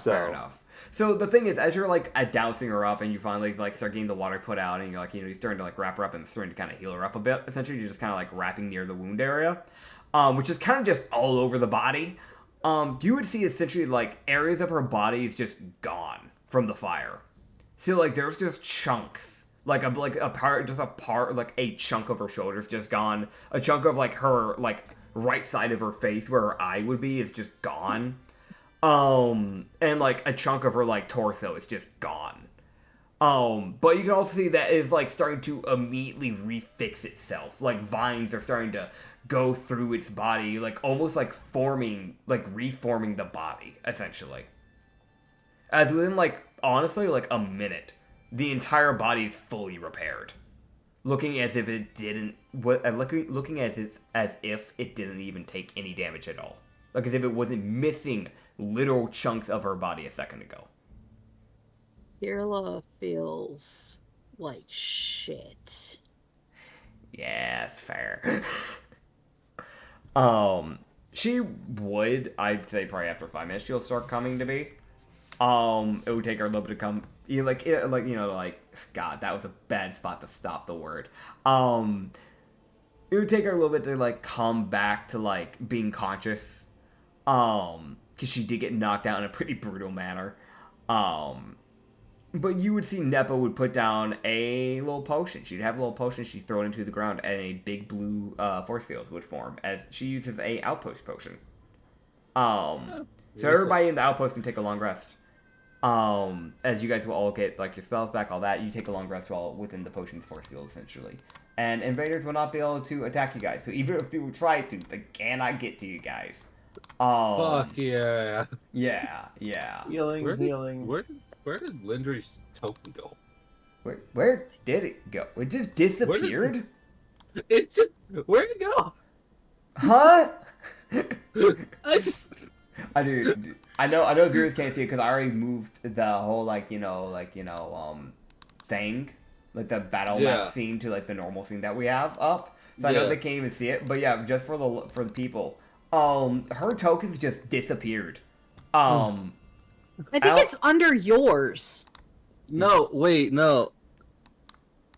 I'm moving tokens now. I'm checking. You got underneath a grunt somehow. I don't know why a grunt got on top of you, but it did. What the fuck? So, like, for a second, Lindry, as you're kind of like, putting him out, you see this one guy who you thought was unconscious start to get up. And kind of like, alright, I'm gonna get on to her. You feel a hand, and then you hear a slap. A resounding slap that is so loud, it sounds like a gunshot. As you see Lavana slap the living tar out of this man. As his bottom jaw dislocates. And you can't tell because you didn't take a good enough of a look because you're currently busy putting out the water, putting out the fire. But you could almost be certain that you saw his right eye pop out of a socket from that slap. Damn, Lavana! When an unarmed strike rolls off of charisma. Yeah, no shit. I want to mention she's, I think, the only person that has, like, equal, charisma to Usagi. So, she has a 27 in her charisma. God damn. Like, everything else is, like, a +1, +2, besides her wisdom, which is a +4. But her charisma's a 27. Like, that's a +8. She hurts. God damn. Yeah. But no, you would see this lady eventually start coming to me. I can technically give her a long rest, because she's within the field as well. She's no longer hostile. Yeah, you would see that the glazing on the eyes are gone. As you can kind of just seeing her just kind of like slowly look around, kind of like noticing that she can actually move her hands on her own accord. Kirla would be sitting next to her. Yeah. Loki would be holding her quarterstaff just until it's like he's just holding her like I'm gonna keep this until we know she's good. Yeah, that's fair. That's fair. Can Usagi go loot all the grunts' bodies? You know what? Sure, go for it, man. While all the you had 5 minutes. Like you had 5 minutes to just loot up a bunch of bodies. Go for it, dude. Good. Dude, What do I roll? Investigation? Yeah, probably investigation, sure. I mean, it's very clear they have new weapons, so Yeah. 17, baby. 17. Okay. So here's what you're gonna get. You are gonna find with a 17 3 cans of pepper spray that can be used one time each. They do 3d8 fire damage and can blind a person. So that's fun. What does it do again? I'm writing this down. It is 3d8 fire damage. It can blind an enemy for 1 minute. Oh. And it's a con save of 16. Badass. Alright. Alright. Second thing. Suddenly. You would find on the dwarf the serrated hand axe, which is 2d6 slashing, so it's a little bit more of a special hand axe in weapon type. It's doing the damage that a great axe would do. Does somebody else want this? I don't really need it. I'll take it. That's fair. That's fair. There is the ball and chain, unless Loki took that. I think he said he wanted that, so. I took that have too. Yeah, that's fair. You can have it. You'd find a total off of these bodies, a total of 231 rupees. Woo! So there is that. These weren't just like random cultists that were just not doing anything. They did have jobs that they were doing just to like blend in with society at the time, so Awesome. it makes sense. Give me that money. Yeah, Money, and money, you'd money, find money. you'd find amulets off of each corpse. Oh. So that's 1, 2, 3, 4, 5, 6, 7, 8, 9, 10, 11, 12, 13, 14. 14 amulets. Amulets of Count Vaughn. Which is, is the god of the undead and the moon. Oh, yeah. So there are those. Let's sell those as soon as possible because I don't want to be caught. No, I'm not having this happen again. No. Also, Selling he's those chaotic ASAP. evil, so I'm selling those ASAP. That's Actually, valid. if he's chaotic evil, He's a I weird suppose he god. wouldn't care. I suppose he wouldn't care if I sold them. He probably wouldn't care, period. If anything, he might just like show up. Like, if you stick on it too long, like the only risk that you're really running is just him showing up and going, "Hey, be part of my cult." All right, bye. Like that's like the worst that could happen. I'd sell it. Yeah. Just in case. Just in case. And lastly, you can You really find... don't want to repeat. Lastly, you find a letter on the Goliath saying, "Dear Maria." But yeah, there's that. Oh. Oh well. But yeah. So, Yeah. You would... weird regen lady. Yes. She would kind of like look around and then just kind of eventually, she wouldn't really look at anyone in particular because there's a lot of people here. She'd more just kind of look to the ground and just muffle a very light, "Thank you." I am so sorry. No, you're good. You didn't know. To be fair, my people aren't really talked about. Ow. I am still so sorry. That looked painful. My. It's fair. If we're being honest, people typically don't know my race exists, so we blend in with society pretty well. I should probably explain myself. I'm known as a caution, which are essentially plant humans. We were made by the god of Len, or the god known as Len. Apologies. He's the nature god. I'll be honest, I didn't think I'd ever see the day where I'm saved by pirates. I didn't think I'd ever actually run into a caution. I've slightly heard of them, but Yeah. Well, it's good to see you're alive, I guess. yeah. Yeah. Can't we talk Since to you're you? not. Yeah. Yeah. Yeah. Well, Higher branches considering you're don't not like trying to. Yeah, here. He gave her, like, pipe back, effectively. Her metal pipe of a weapon. She would just kind of thank you and just kind of go, "Appreciate it. You don't have to worry about me being a problem. I'm going to be quite frank. I came here to handle this problem, and they wiped out my crew fairly quick. So, it was kind of just me. And then they released that thing underground on me. In the middle of the night." Oh yeah. Oh yes, that. Yeah, it tore into me. I think our local cook befriended it. I don't know. I don't know what happened down there. It stopped attacking us. She she kind of like looks over at like Ooblex. I wave. Just go. Yep. Well, I mean, if you, that's a summoned creature. I don't know how you've managed that. Good job, I guess. Ublex is unique. I want to mention, like, Loki does, like, this spasmatism, like, just, I don't fucking know. Like, it's just, like... Sure, just go. Oh, right. I should say this. You don't have to worry about me informing them about your name, because they don't know about your name. So Ublex's name will be unknown, as far as I care. So... Hooray. Yay. I should probably explain. I'm from the Navy. Oh. Yeah. Yeah, no. That's why I said I never thought I'd see the day where I'm saved by a pirate. But I also don't think I should just be lying behind your back either. Appreciate Well, it, I suppose. this is... That weirdly works out, because, well, when we free you, we can free someone else with you. That sounds fine by me. As far as I care, I can just put in the report that, you know, that, if I won't mention your crew's name, because if we mention your crew's name, they're just going to put a bigger bounty on your head.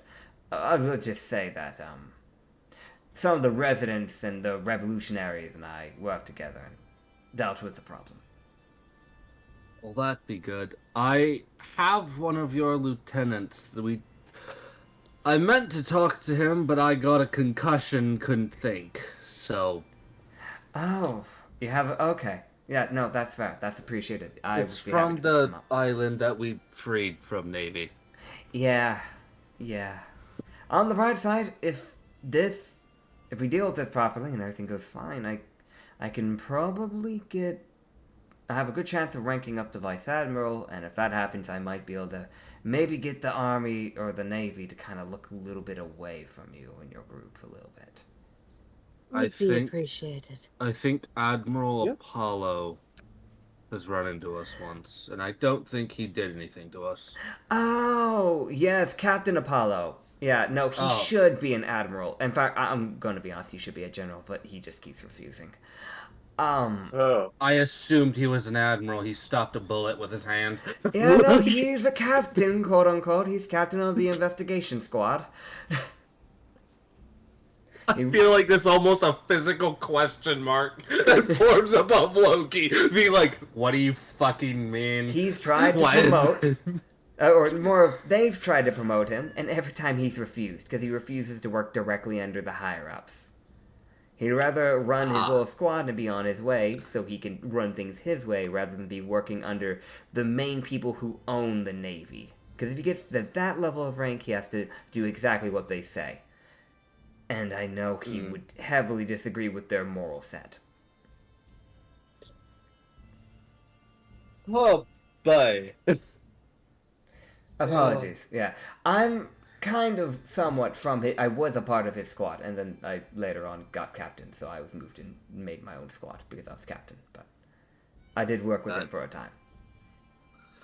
Well, hopefully there can finally be some more decent Navy people while we deal with the rest of them.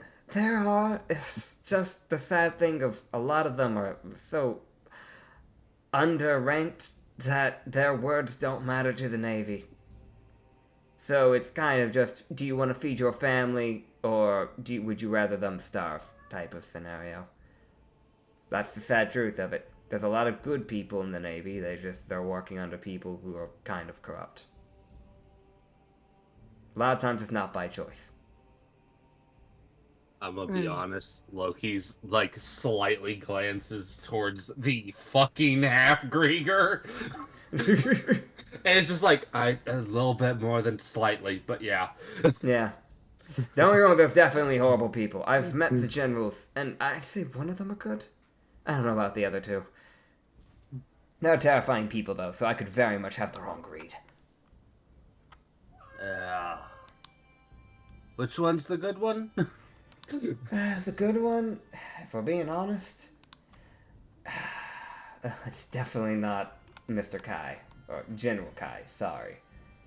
he's ruthless. He's going to die. Yeah, no, he's a problem. He was the one that instigated and threw out the idea of attacking every oceanic race and exterminating them.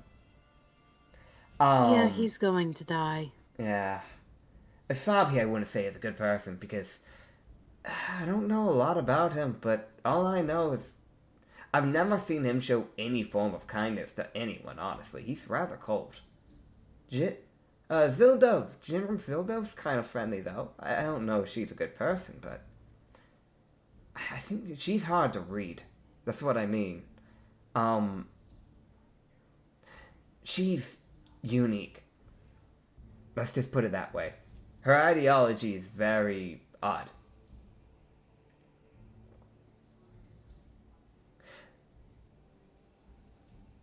But I don't know. She's an odd one.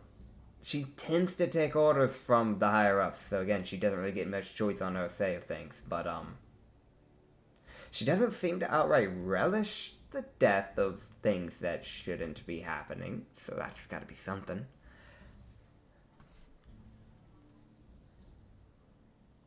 Right, well, either way, I don't know if you wish to have help with this, but I'd be happy to help with the problem in the church.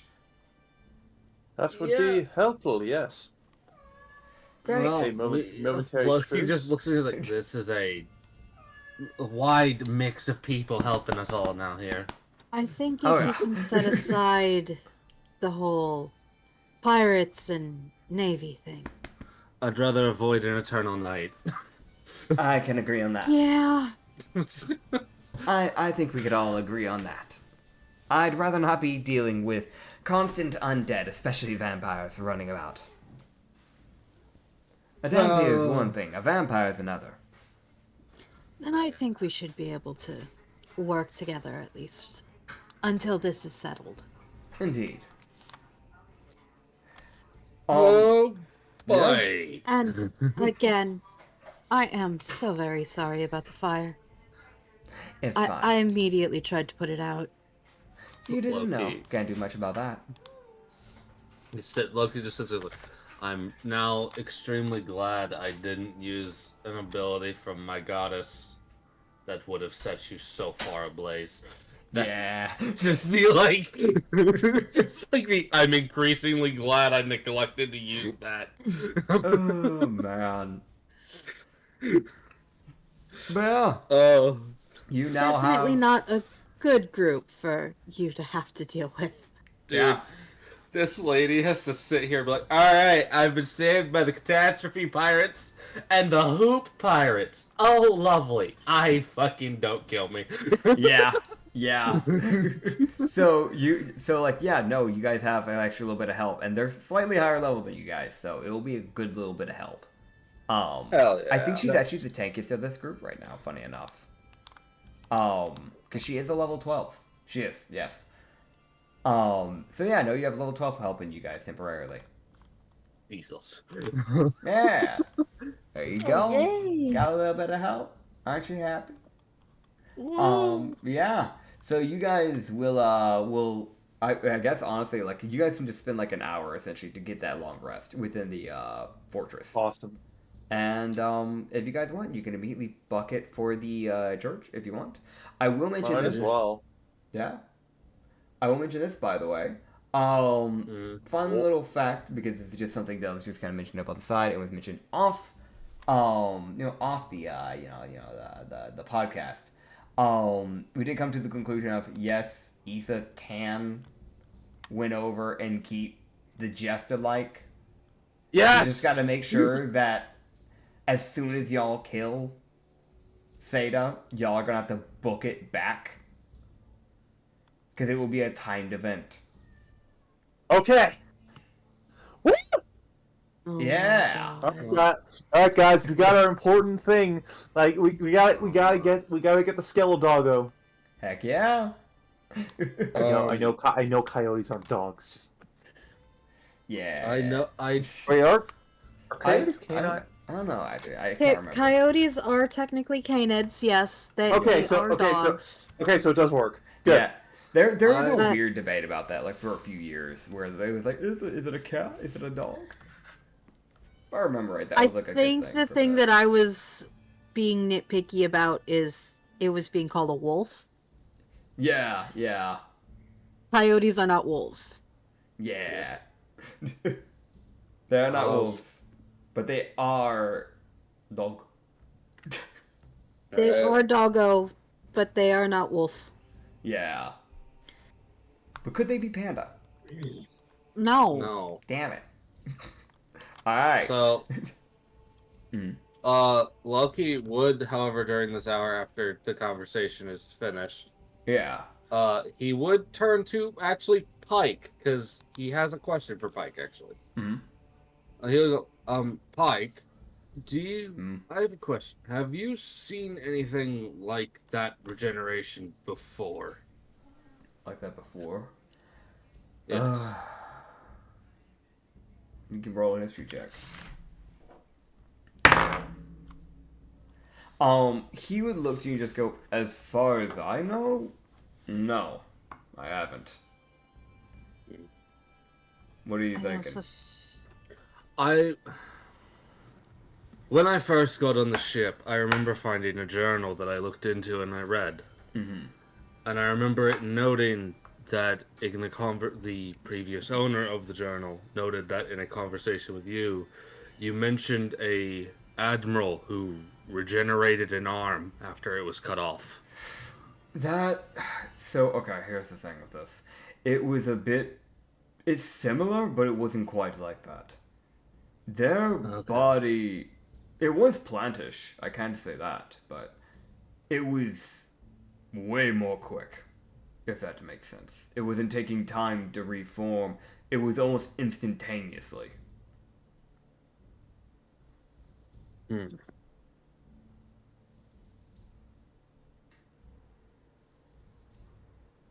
That's fucking weird.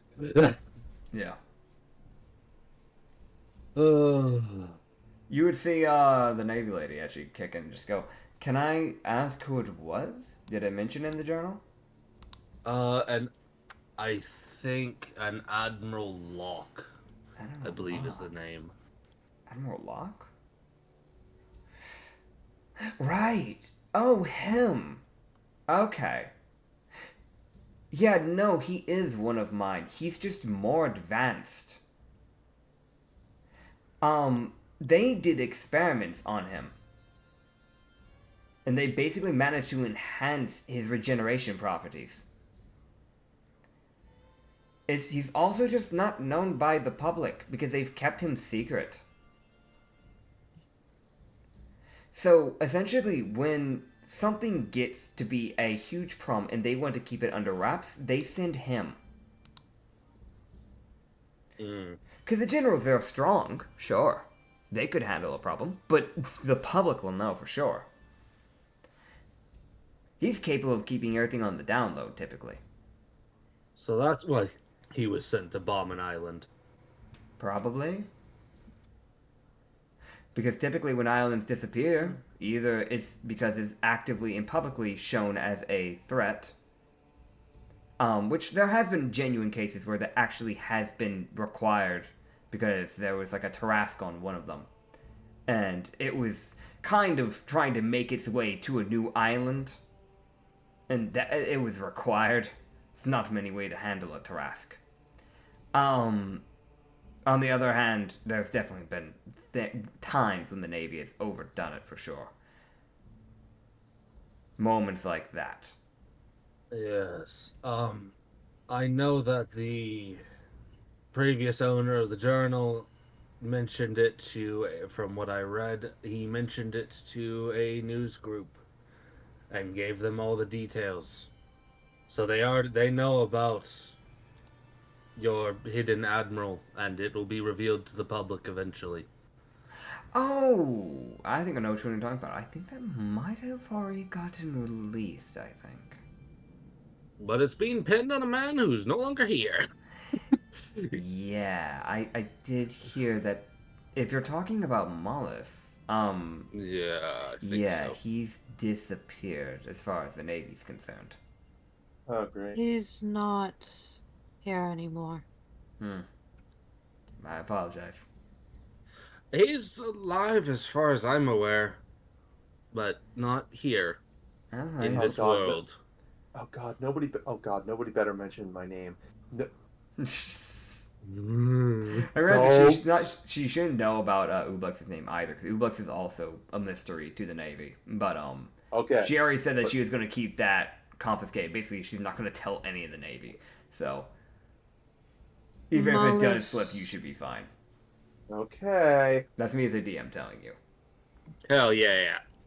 Kirla would just. Mollis was taken to another world. Well, I hope he's fine. I know there's probably a lot of bias against the Navy, and I don't blame you. But I can at least assure you that at least I have some heart. I do actually genuinely hope he's okay. I don't wish for the death of anybody. So. If things go my way, he will temporarily reappear in this world, if only to kill Kai. You know, I wouldn't mind if he died, so I'm fine with that. Yeah. Will that cost me fucking dearly? Yes. Just a fucking, like... That's fair enough. I'd offer you help in that fight, but I think I might burn alive on that one. Probably. Yeah. Also, I'm pretty sure I'd immediately get debunked from the Navy, and that might lead to more problems, so... I'm trying to get some form of peace. It's not working well, obviously, but I am trying. I hope you get your rank up. I'm hoping so, too. Right. And then don't run into us. Just a fucking, like... That's the plan. Worst scenario, I can always just pretend that I'm taking shots and we're just failing miserably. A blind eye. Hooray. Because I actually know that your group isn't trying to do horrible things unlike some actual pirates. I wouldn't really consider you pirates, to be honest. Wait, what? Yeah, that's fair. I mean, the only one I would actually consider a proper criminal is one of your dead members, so...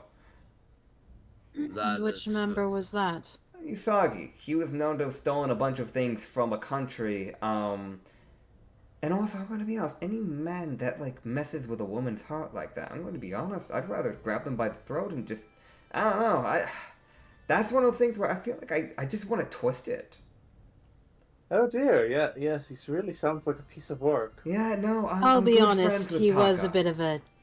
He was a bit of a dick. Yeah, he did have a few issues. Yeah, you see Shin just kind of like in the back nodding his head like, yeah, fuck that guy. I'm just... I can't say anything! No, He also... deserved worse than what he got. I want it to be known, Very at least I problematic. feel like Usagi can definitely tell Loki is at least leading this as a sort of like, yeah, he's gone, dead, completely, nope. Yeah, I know. there- Yeah. No, I get it. Say this openly. Dude, you see even Nappa kind of go like, yeah, no, I hated that guy. I met him like one time in a tavern once, and like he started like saying the worst things to like this one lady, and then he just started like trying to mess with her heart. He definitely deserved Yeah. far worse than he got. Oh, definitely. Like, personally, I would have dropped him in like a vial, like maybe a bottle. No, actually, just a full-on like container of acid, and like just continued to heal him, so he wouldn't fully die from it. But he just, for an hour, and then maybe I'd let him die then. I'm not sure If I like recall, Nippa anymore. Kikis wanted That's a to good idea. completely electrocute him. What? Don't worry, don't worry, Usagi. You get a wink from Nep. Okay, good. Hey, Oh, I would have mentioned, at least Loki saying like, you fucking trickster bitch, you would. yeah. oh my god. Shoot, actually, I'm fun fact. Getting there very awkwardly. Yeah. Nappa will actually look to you, Loki, and go, oh, by the way, what happened? What? You left me on a boat. Yeah, that was part of the joke. We were gonna leave you. It was gonna be like an abandonment thing, like, haha, big funny, we leave you, and then we were gonna come back like an hour later, and the boat was gone. Oh, yeah, I left. I didn't know that. What type of crew would we be to actually do that? I don't know, but I've run across it before. Oh, She just kind of like look at you for a bit, put a hand on your shoulder, and just go, "I'm sorry," That's alright. but also I give didn't me know their that- address. The boat that I stay on. There you go. Just The boat that you stay on. So she'd look actively around at your crew, and she'd go, "Them." God.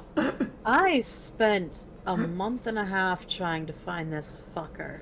Ah, God, here we go again. I'm not letting him go. He's mine. Oh, See, God. I would have looked, but considering he just upped and dipped because he didn't pick up on the message, and I guess this is partially my fault. I don't fully blame him. I kind of just figured he probably just wouldn't want to speak with me. No, you're fine. I didn't hold it against you personally. I did for a little bit, but then I also realized, no, she messes with people. That was probably a joke. I'm probably the asshole. No, I mean, I don't really think you were the asshole. I think that's more just miscommunication. The train just went a little too fast. So no, that happened. Yeah. Right. I waited like 30 minutes and then I left. Oh, hey, Pike. How are you doing? I'm doing fine. Stay away. Okay.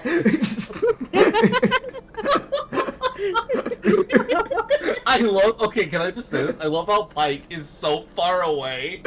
Yeah, I was like, I'm not getting with a 10-foot radius of this bitch. Yeah. He's keeping us distance. He's a total of 15, technically speaking, when you get up to, we add his space in, yeah. But yeah, listen, I didn't mean to, like, no, you meant it. You meant it when you put spray paint over my entire castle. No, you meant that. I'm sorry? No, Nepo pulls pranks. Yeah, no, that's kind of my whole thing. I kind of just mess with people. Like there was one time that I went to a Navy base and then I just completely ruined the entire place. I didn't kill any of them, but I knocked out and took over their entire place.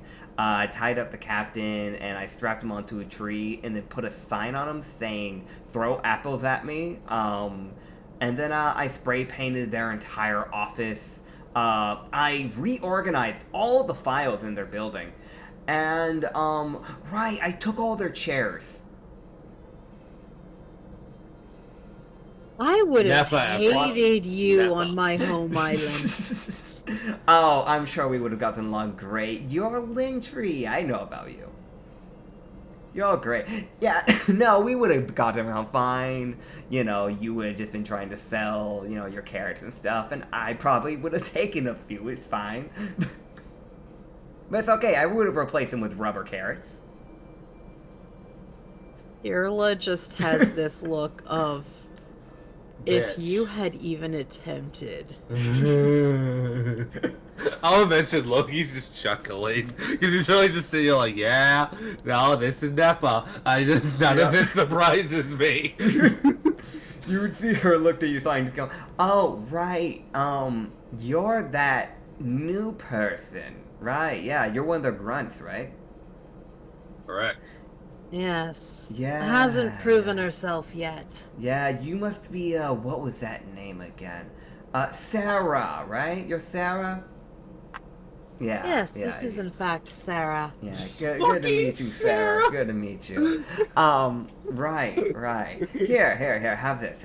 Just to help you out a little, a welcoming party to the new crew that you just joined. She just hands you a letter. I'm going to take a step away from Usagi. Irla is going to follow suit. I look like he's looking at that letter like, look, Nepa, I trust you a lot. I don't trust you that much. oh boy. Your safest place is next to the person that caused it. Oh dear. But yeah, do you want to open it, or do you want to save that for later? Open it.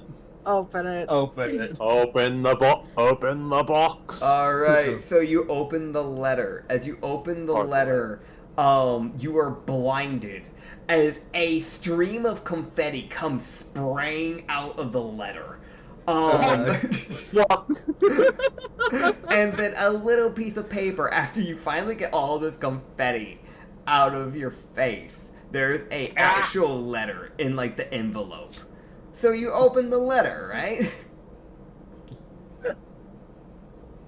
By the way, it's signed. It says like on the front of the letter, "Dearest Boo Boo." What? What? Yeah, dearest Boo Boo. Do you open the letter? Now that you got through the envelope. Open it. Open it. Okay, Open it. yeah. Open it. Open So you it. open it, you get a cloud of glitter blasting into your face as you are now covered in glitter, and you will be shining with glitter for the next week and a half. What? Yeah, but Read the letter. but the letter says, "Haha, got you." Smiley face, heart emoticon. Sincerely yours truly, Loki. What? What? Yeah. Yeah, no, I'm gonna be real. Loki's still like, and I fucking knew it. I was right. I was right. Oh, So who's God. it from, Sarah? Why are you aiming? Why are you aiming with the ruler? Just Apparently, the fucking, I'm sorry. Just listen Yeah, to the yeah. idea. Just like, all right, bang. yeah, it's like a Fucking viper glitter. coated, just glitter. Sarah will never answer the question apparently, aka Hisagi, but Mm-hmm. yeah. Wanting to know who it's from. Oh man, I'm Loki's not surprised that has his name on it, but he doesn't know that yet. That's fair. I'm gonna guess, considering there's been no answer, that Usagi's just refusing to answer because he's just blinded by glitter. So she'll look over to Ublex and just go, "Oh, and you're the slime lady. Oh, yeah. Yeah, how are you doing?" She'll kind of like step over to you, like, "How are you doing? How you doing today? You doing all right?" So you had your little blast go off on you. You doing okay with that? Yeah, it like hurt a little, but I'm doing good. You are very interesting. I'm thank doing you. fine. Thank you. Thank Well, I you. mean, obviously, an introduction requires a good handshake. So come on, put him here. Oh, my I'll be hands are a real. little. I can give a handshake. Oh no, it's okay. It's okay. I don't mind a little bit of Oh, slime. bitch. Loki just pivots around Shin. Like a fucking, like, alright. Yeah. So do you accept the Carla handshake? Carla I just do the leans over to handshake. Loki. They're valid, by the way, Carla. Okay, so as you take this handshake, roll me a con save. Oh. It's the trickster. Yeah. They pull practical jokes that do harm to Oh. people. Alright, Oh, so boy. with the 9, you feel your entire body begin to vibrate excessively, as you are zapped by a buzzer on her hand. It doesn't apply any, like, horrible statuses or anything. It's just, like, for, like, the next hour, you just really feel, like, jittery. Like, you just feel really jittery. Oh my goodness. So, it's like when you down too many energy drinks. You know what I'm saying? Or it's just me Oh, when yeah, I just yeah, down you a start energy shaking. drink. Yeah. It only takes like Hey, half a- energy drink? Dude, it takes like half energy, like half a Red Bull for me. Like, it does not take much. I just I don't drink get them. jittery from energy drinks. I can't have them. Nope. I've never gotten jittery from them. They mess Me me up. neither. But They I have a mess really me high up. caffeine tolerance. I never got really jittery, just like really buzzy feeling in my hands. That's I was like, fair. oh, that's odd. But see, I don't drink caffeine. So when I drink caffeine, it throws me through a loop. See, that's a you problem. I mean, I just don't see a need for problem. caffeine. Like, it's just a good way to get a heart attack. So I just never drink caffeine. Good way to get a heart attack. Yeah. Some of us drink caffeine because it actually calms us down. Oh no, it does two things for me. Either it calms me down to a point where I'm ready to pass out in the next 30 minutes, or it puts me in such an overload that I actually just can't function as a human being. Like, I know Then there's me who just drinks it to drink it. Oh yeah. By the way, we have the peanut gallery here. He's hanging off the wall, but he's here. He's like Spider-Man sometimes like that. But yeah, no. Alright. Yeah, you guys can start making your way to the church. I will mention, because I saw that you typed the thing in VC chat, you saw, yes, she does technically photosynthesize, the plant lady. Oh, I knew it. She's quiet. She's fucking quiet. So, okay. yeah, no, the thing about the plant people, there's a lot of information that I've written on this race. They don't require food, but they do require water. And they can photosynthesize. And they have a healing pool that they have. So as long as they're exposed to sunlight, they can recharge that healing pool for themselves. So they're really strong on the surface, but if they have to go like underground on a mission, that's when they actually start to struggle, like as people. Because technically, if they're under there for a week, they're basically starving themselves. So they need sunlight. Which, actually, crazy enough, an eternal darkness would just kill off this race. Like, it would just actually just kill them. They would all die. So for her, this is personal. Firla would just take a bit of water from Shape Water and just like hold it out as a peace offering, like, here. Appreciate it. Just a fucking goddamn. Yeah, she'll take the water. And y'all can start making your way over to the church. Now, I will be honest, with the church, there will be no battle map for this. You have to use the imagination of your mind. Call it the theater of the minds, if you will. Reason for this, because 1, I did not have time to find the map. 2, I did not remember to look for a map. 3, I don't know where to find a church map, though. That should be good for this, because this is a very specific type of church. So, we're going to hit into this. So, going into this church, right? You are, like, kind of, like, passing to it, and the buildings that are going up, that are leading up to the church, they have, like, banners of the cult. It's not the normal emblem for Count Vaughn, either. Count Vaughn's, like, emblem for his followers is typically just, like, a moon with an eye.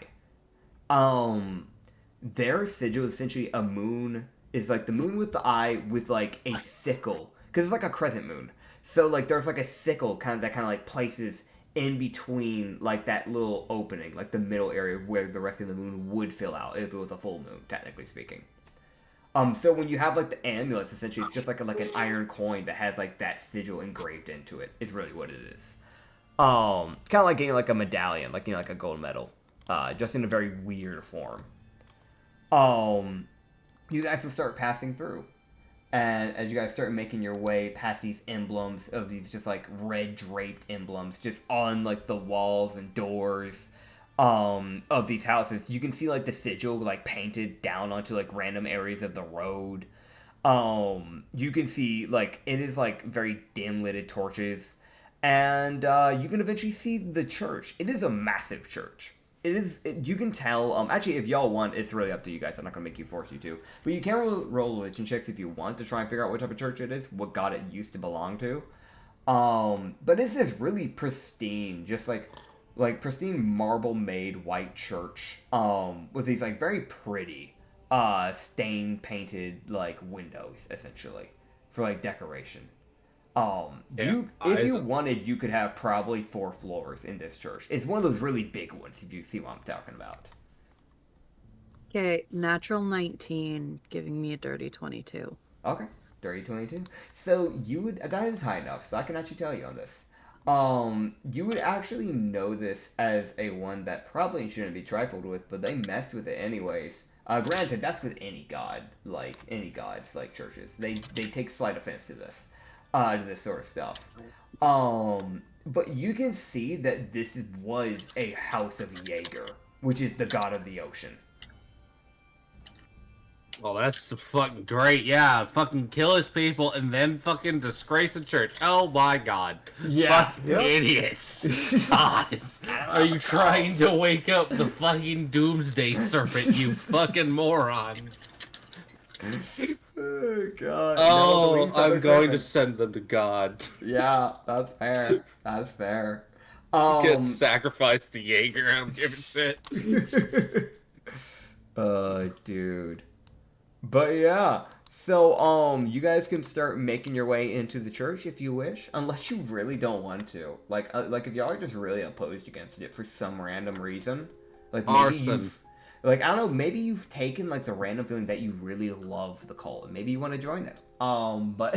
No. Arson. Dang. You know what? I tried. Can't say I didn't try. Arson. No, arson. Unless you want to try arson, you got a way to do arson to a church. It's made of marble. Oh. I said it Damn before, it. it's made of marble. Fuck. Got an idea? I was gonna say I can make Molotovs, but that won't do shit. I do have alcohol. You do have alcohol. That is true. That is true. Not a lot, but never mind. Okay. So y'all, I'm guessing y'all are gonna probably make your way over then. That's my guess. Yes. Yep. Okay. Okay. So y'all will start making your way into the church. As you know, with big, well, actually, you probably don't. I don't know if you guys would know this. Going into the church, because it's a bigger one, you wouldn't be immediately into the pew area. You would be seeing like kind of like that like entrance guest area that they typically have, where they have like the hallways to the left and the right, and then like maybe a hallway to the front. This is one of those ones where it has like a hallway to the left and the right, and then you have the hallway that leads directly towards like that big pew like sermon area essentially. So you can choose to go down one of the side hallways, or you can choose to go down the main hallway.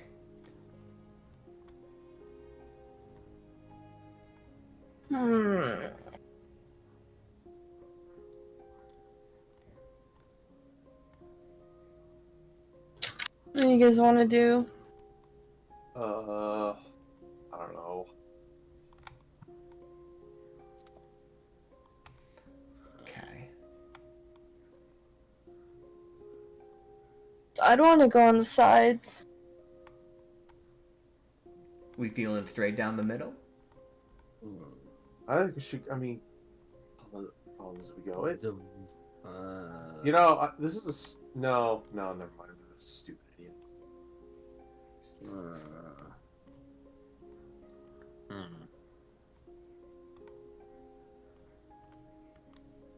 I was gonna say we could probably try to. All right, I have a dumb idea. What you got, No. man? There's a vampire in there, right? So. Not a vampire. You're looking at a drow. That it has been mentioned a few times, but the cult member has been mentioned to be a drow that went in hiding for a while. Okay. Yeah. Yeah. The vampire was thrown around because vampires would be thriving if an eternal night comes around. Okay. Okay. I think we should go in, but carefully. Okay. yeah. So going down the main route, but just trying to enter carefully. How do you? What are you doing to enter carefully?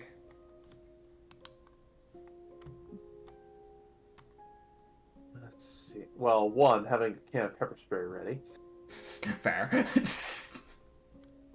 but also.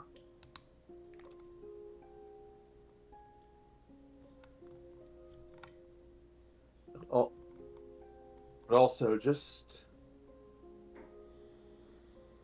I have a stupid idea, but I don't think the people on this island would appreciate it. It involves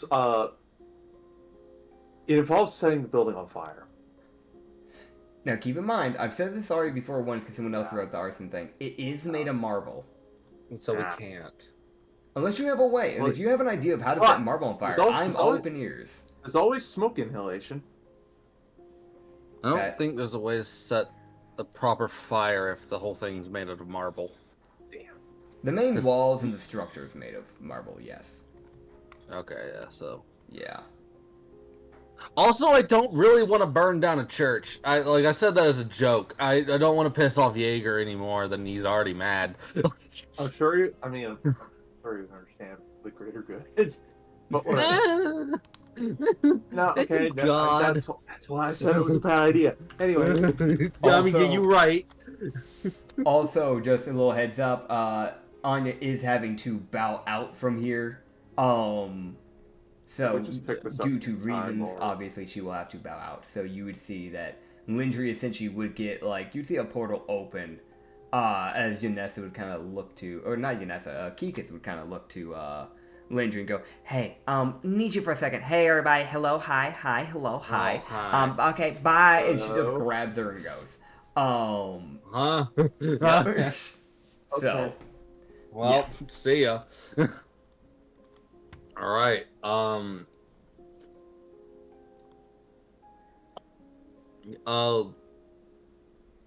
Loki would look at the local mind control person who was mind controlled. mhm. He'll go, do you know where she would be at in this? She's probably down the main area. That's where I encountered her at least, but I don't remember much of when I was mind controlled. A lot of my memory is fuzzy. Here's the problem. Here's the problem. I don't think going down there towards a person that can establish to be mind controlling people is a good idea. We should. So Sneak. either that Sneak or is attempt to either that or attempt to lure them out somehow. Mm-hmm. I have dynamite. Weren't you the one saying you didn't want to blow up a church? No, I don't, but I do have dynamite if we're trying to lure them out. Like, just like blatantly, I'm not chucking it in the building.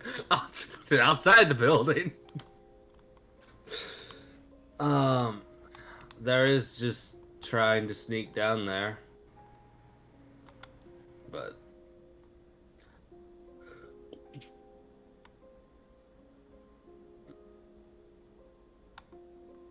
I don't like when people take over other churches because now it limits our options. Boy. Limits Yeah. options severely. Yeah. Well. Well, I guess. Well, I guess since I am invisible, I could probably like scout the place. You know, like That is an option. give like little, you know, like tapping on the walls or something if it's good. Y'all want to do that? Do you want to have Usagi scout out the area?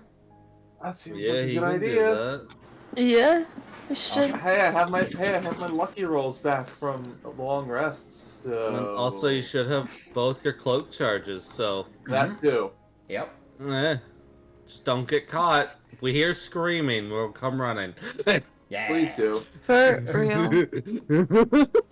Oh, I have three. man. I have three cloaks actually. Oh, hell yeah. Okay. All right, here we go. It's real rogue hours. Let's go. All right. So you cloak up, roll me your stealth check, and we're gonna go from there. Here we go, baby. Stealth check. That's a 16. Oh, that's not good. Okay.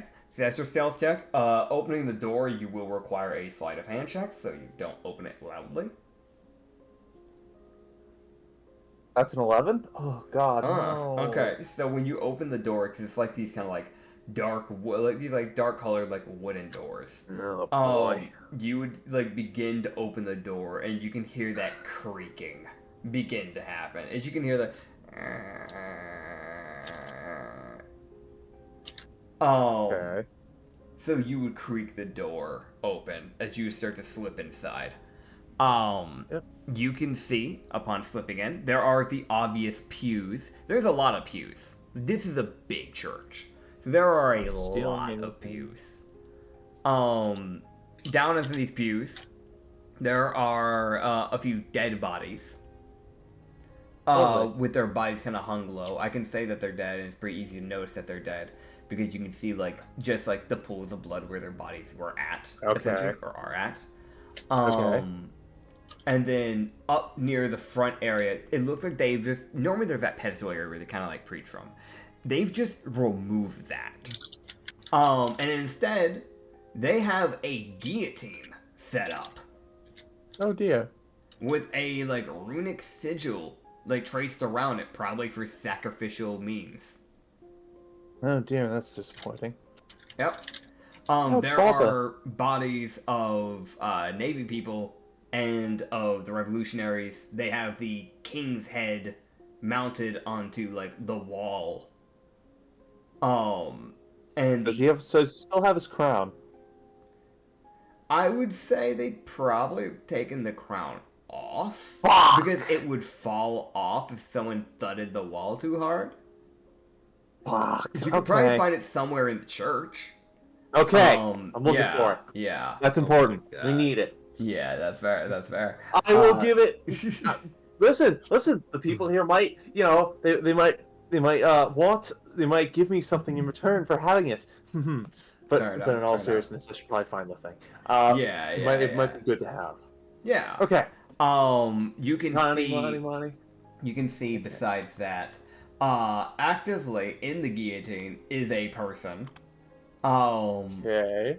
And I'm gonna be real. You just watch as a beheading is actively happening. Oh. It is just like it is a dark-skinned human. Probably what is dressed. They're dressed similar to what Xavier is dressed in, so it might be one of the few. My brain's blanked on the Revolution's name. My brain's actually just full on blanked on the name of what he works in. Why? Wave. Well, I don't remember. Yeah. So you can see that they're in a very similar uniform to that of like one of the wave weavers. But you would see the guillotine come down like as you're coming into the room, basically beheading them. And you can also see controlling it is a drow in like a nun's outfit. I can actually send the picture here of the person here now. As you're looking, most likely you can probably guess this might be Saida. You're gonna have this drow with these like golden stitches essentially going over across the forehead. Kind of like a dark blue, like navy-ish nun's like hood, as well as like a very like dark blue dress with like the middle bit that goes down is white, but the rest of it is this similar like dark blue. She does have some sigils of the cult sigils, kind of just hanging off the belt by a chain, by like a few chains. I know that doesn't show in the picture, but it's just something me telling you as a player. And she seems to have like some light little jewelry around her wrist, but it's less of like normal jewelry and more like she took leather and kind of just made herself bracelets. She does wear a mask, kind of like what you'd wear when you don't want to get somebody sick when you're sick, like over her mouth. And these like almost bright blue, but they don't feel bright, if that makes sense. It should be a bright blue, but it's almost like they're faded. It's that type of blue. And this like platinum blonde hair that's almost gone gray, essentially. That's kind of like down to her like knees, essentially. As you can see her essentially acted like running the guillotine. You would see that like after she like drops that like the blade down, you would see her quickly look over to the door that just opened. So where do you dart to? Alright. I'm going to dart into like the far corner of the room behind whatever the nearest place I can get to is. So probably one of the pews. Yes, that. Okay. All right. Hide under them if at all. Hide under one if at all possible. Understood. So as far as you can tell, she might not be seeing you. But she would kind of just like look over and kind of like look around. You can at least tell that she definitely knows something's up. Here's the thing. She's right here, like in the front room. I could just call the party in here. You good? I think I'm going to do that. All right. There's no point scouting. She's right here. Yeah. So might as well just... Okay. What I'm going to do... All right. Okay. This is going to be a stupid idea. But, all right. It's time to cause some fucking property damage. For fuck's sake. Hey, I need to get your attention somehow! I swear to God, if you just chuck some dynamite... No, what I'm going to do... does this place have windows? This place has windows, doesn't it? It has these stained windows. They're relatively high up, but they are there. I will pay to replace one. Oh my God. What? I need to... Do you have a better idea? I need to get their attention somehow. I just know it's just the literal thing of I for once, Usagi says, I will let go of some money. If only to fucking make that man not mad. Like, No, it's fair. All It's right. fair. I'm sitting on 13,000 gold right now. Okay. this is the first time I've ever heard Usagi be willing to pay for something. Yeah. Yeah, I know it's great, isn't it? But Yeah, it's I know, crazy. it's called character development. Anyway, Yay! I'm going to attempt to use that short bow to fire at the nearest stained glass window.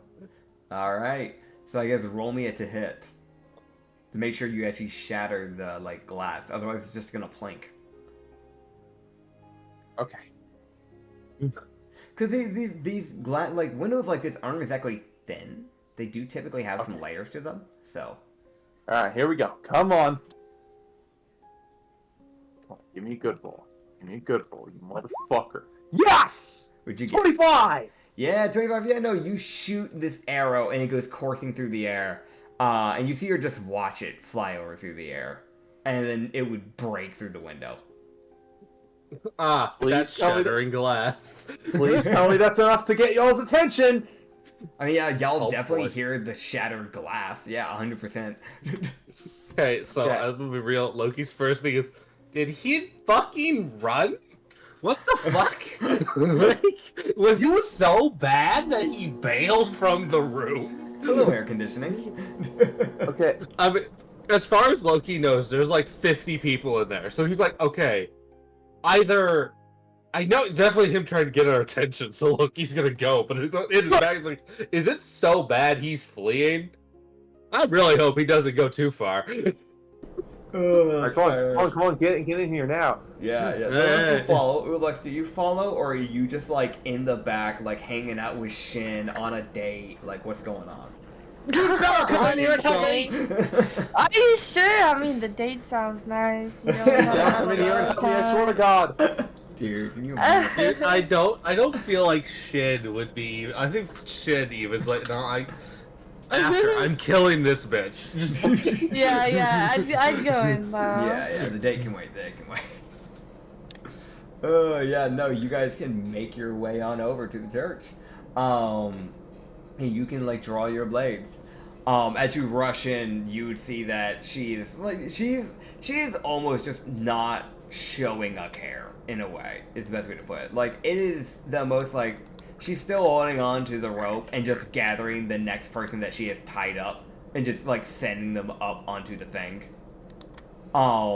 She is not paying you any mind Oh, as she starts setting up the next person for a guillotine. she didn't notice? Okay. Oh no, she noticed. She looked at y'all, but then she just went back to doing what she was doing. What the I'm still hiding under the... Listen, I'm still hiding. I'm not getting rid of that advantage yet. That's fair. That's fair. Mm-hmm. But hopefully... but, come on. Considering She's she not saw even your noticed? arrow, she Yeah. probably knows where you are. I know, but still. So, what person does she have grappled right now? Right now she has like essentially like a half elf. Okay. They seem to be more just a commoner. Okay, how far away is she? This is a good sized place. I'd say like 120 feet probably. Son of a bitch, that's really far away. It's a big room. Nah, no, I know. It's Valley. It's a fucking Jaeger church. It better be big. Yeah, Goddamn I it. mean, like, there's, like, a balcony area for, like, a second floor area that kind of hangs up. For, like, people, like, if there's not enough space on the bottom floor, people can go up top to listen. Like, that's how big this place is. Okay, I'm, like, sitting here, like, how can I effectively not let her decapitate another person? Yeah.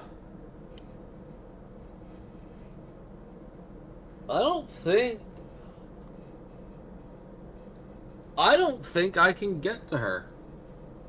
I don't think I can actually get within range where I'm actually able to do anything. Yeah. Now, Now, what's the granted... guillotine made out of? Oh, the guillotine? Yeah. So the blade's made out of adamantine by the looks of it. The rest of everything else that's been set up is, like, wood. Okay. Yeah. Okay, so that... Well... I'll ask for forgiveness later. Alright, Here we go.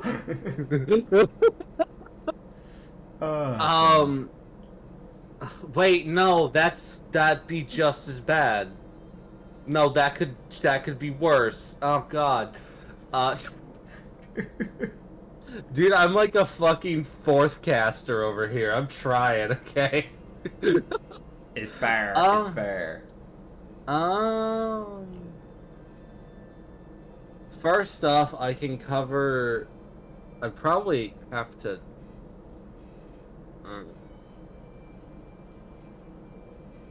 I'm really having to sit here to think on what I want to do for that.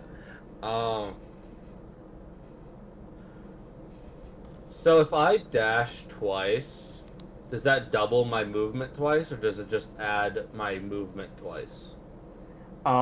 Your dash would... the normal, like, action dash doubles your movement, and your bonus dash does, like... It just, like, I'm gonna be honest, a bonus dash is a little more... It's kind of more like a reckless dash for me, is the way I run, like, a bonus dash. So you just get, like, you like, basically grab, like, half of what your natural base is, and then you add that to your current amount. So, like, if you just did, like, a normal action, right? Like, a normal action dash, and you had, like, say you had a movement speed of 40 feet, you're going 80 feet. If you were to then add a bonus dash onto it, because your base is 40, you would add an additional 20 onto it. But a bonus dash, you are giving people advantage to hit you, because you are doing a reckless dash. Okay. So what if I was to action surge dash? That is an option. That would double it again. So it would be another 40. So you go from 40 to 80, and then from 80 to 120. Okay.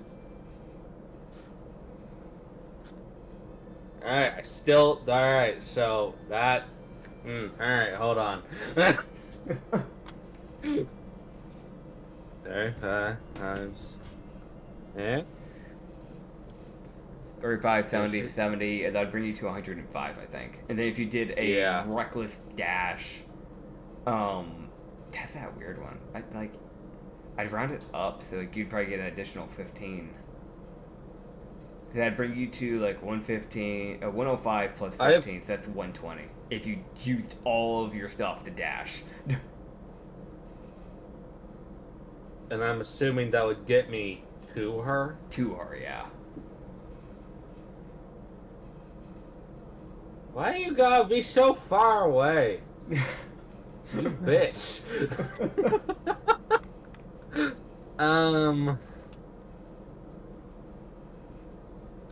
If I was fucking Miles, I would be out next to her. Like, fucking... Oh yeah. You want Shin to make his way up? He has a 60 base.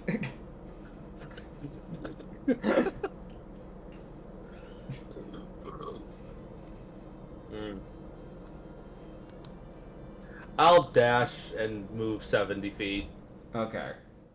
I'm gonna be honest, the people that normally go melee, I'll have those NPCs dash with you. So that'll be Shin. Pike will probably stay behind because he is a support, so it'll be Shin and Yuri. Okay, so Shin's gone. Yeah, Shin's gone. Yuri has a 55 movement, so she can also just dash, and she'll be fine. Cool. I have 35. I am not speed. It's part of the race thing. That's what it comes down to. Fenix are naturally fast, and Shindeo's a monk. Okay, so Shin still can attack. Yeah. When he gets next to her. So I'm actually gonna do something as Shin is next to me for that first 70 feet. Alright. I'm gonna tap him. Okay. And I'm gonna cast Better Green Flame Blade on him. Alright. So his next hit will do an extra 2d8 of fire damage. Alright. So it's 2d8 plus 5. 2d8 plus 5. Okay.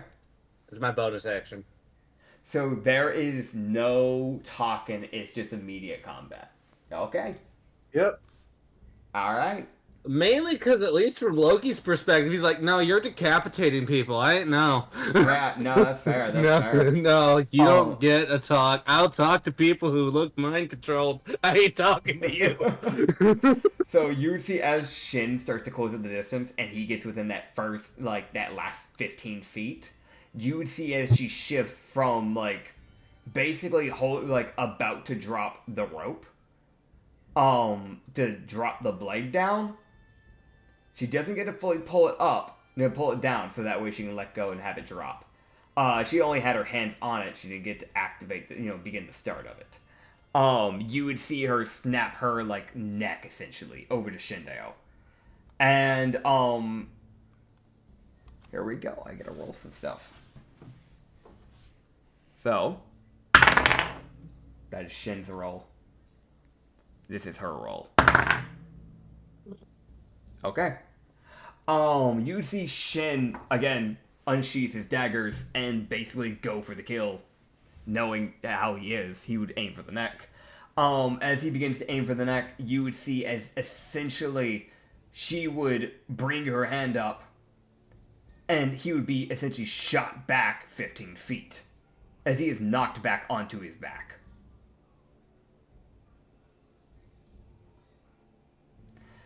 Oh. That's not good. Mm-hmm. As if he did psychic damage. Because he entered her range. It's not a lot. That's just a reactionary thing she can do. That's 13 psychic. Yeah, checks out. Alright. Luckily, it removes his temp health, and he only takes 3 actual damage. But it's still there. But that would remove the rest of his movement for his turn, because essentially he has gone prone. He has to use the rest of his movement to get up. Alright. He cannot get to do much else, sadly enough.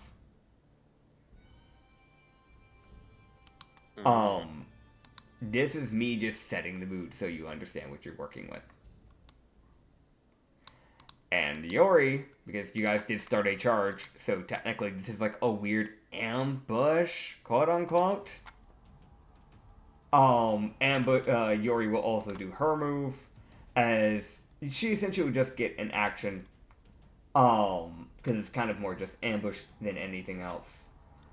As she will breathe in and let out a cone of fire from her lungs. Oh boy. As the lady will actually fail to get out of the way fire if she is enveloped in fire, and she'll take 2d6 fire damage. As the drow will take 9 fire damage. That was really low damage. Fuck. She rolled really low. She rolled really low, but it happens. As she would be just like caught up in this like cone of fire. Don't worry, she did get an angle on it, so she's not burning the elf in the process, the half elf. So. Alright. But there is that. Alright. Okay.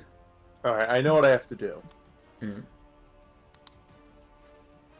So, my movement speed is 30 feet, but I have an important question. Uh-huh. What's the range on a pepper spray can? It's like a 10-foot cone. Okay. And how far away is this vampire from where I am again? It's a drow, but it's 120 feet Sorry, away. drow. You're good. Mixing you're good. it up. They are very different. That's the only reason why I'm like. No, it's fair. Yeah. No, it's fair. How far away is this drow from me again? 120. Okay. For everybody else, it's 120. Actually, I'd say for you, it's like no, it probably still would be 120 because you like kind of move more to the left. So like, yeah, sure, you're technically closer, but you also have to get around the pews now. All right, 1 second. Wait. So. All right. Well, I'm gonna use cunning action dash to Okay. try and. That's 30, Oh, 60. You're 60 feet away. And my movement is still 30, right? Or wait, how does You have 30. Use cunning action dash. Since you're using cunning action, you're not just doing a reckless dash with your bonus action. That's another 30. What? So that's 60. You have 60 movement right. Right. Right. You know what? That's fine. I'm gonna do that and then pull out my short bow and attempt to sniper from a distance. Okay. So, here we go.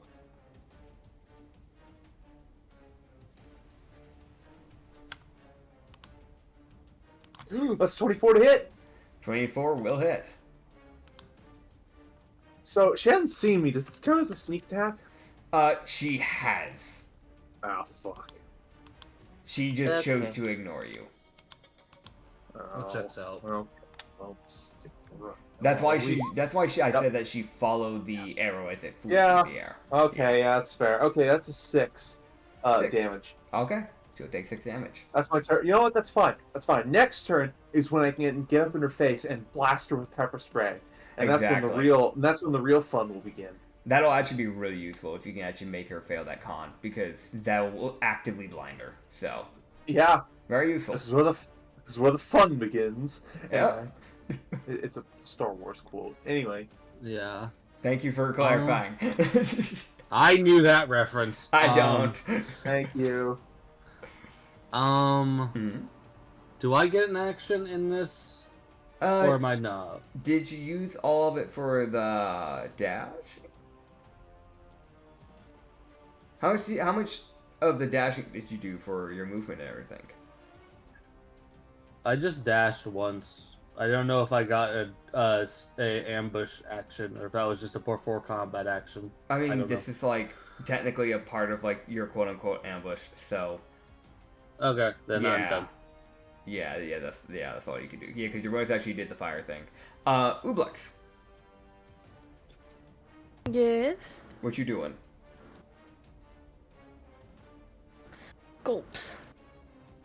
All right, I'm so gonna... you gulp. Pardon your bonus action.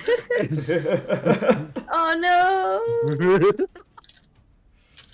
Oh god. That's the most violent gulp. It's just the most like whole body gulp. So you gulp. That like randomly like all the mass in your body goes up and then goes down and then goes back up and then it resources itself.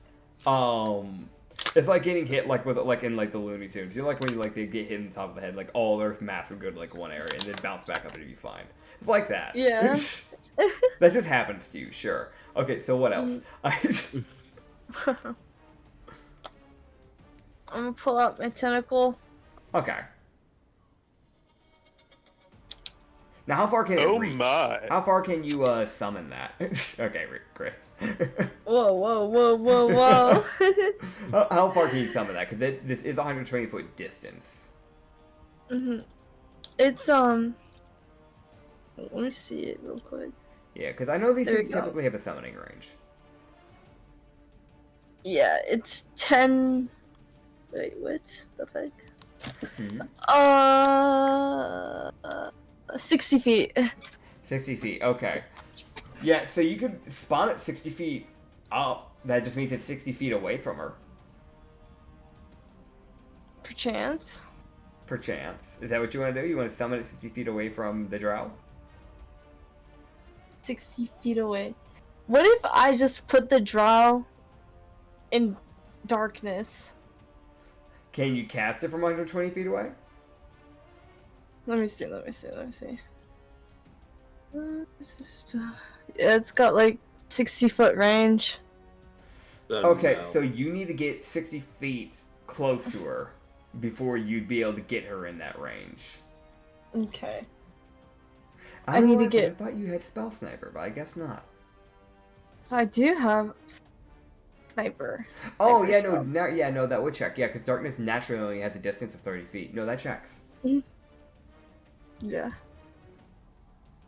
Time to burn movement like everybody else, unless you just want to Eldritch Blast the fuck out of her and make her farther away from everyone. I mean, I could not do repelling blast. Oh yeah, I forgot about that. You could pull Almost her. 30 feet. I Can could you pull pull her. too? Yeah, I don't know. I don't know if she has the evocation. Oh, you do. Okay, cool. Wow. I have the pull, the repel. Yeah. And that one else. The agonizing. Yeah. That's fair. Yeah, you can take your Thanks, shots on her. Silver. Go for it. Okay. Let's see what I do. Does 21 hit? That'll hit. 9 damage. Okay, and you pull her. 10 feet closer. Okay. So now she's only 110 feet away from you. Hooray. Yeah. 25. That'll hit. Actually, sorry, no, she hits the grid and she dodges it. Yeah, What the fuck? she does. Yeah, no, she takes She another hits the 11. gritty. Okay. Alright, so she's next to Shin, if I understand correctly. Yeah, she's like 5 feet away from Shin. Alright, Shin's I got currently 2 on his more. back, but yeah. I got 2 more that I can do to Alright. pull her in. Actually, he's not back on his back because he used his movement to get up. Oh, does a 14 hit? 14? That would not hit. Okay. And That 15? will hit. Alright, sweet. Oh, okay. Another 10 feet. That's 30 feet. I pulled her. Alright, so you pull her into Shin. Yeah, no, you can, you pull this nun, into Shin. He's just gonna get a guaranteed hit.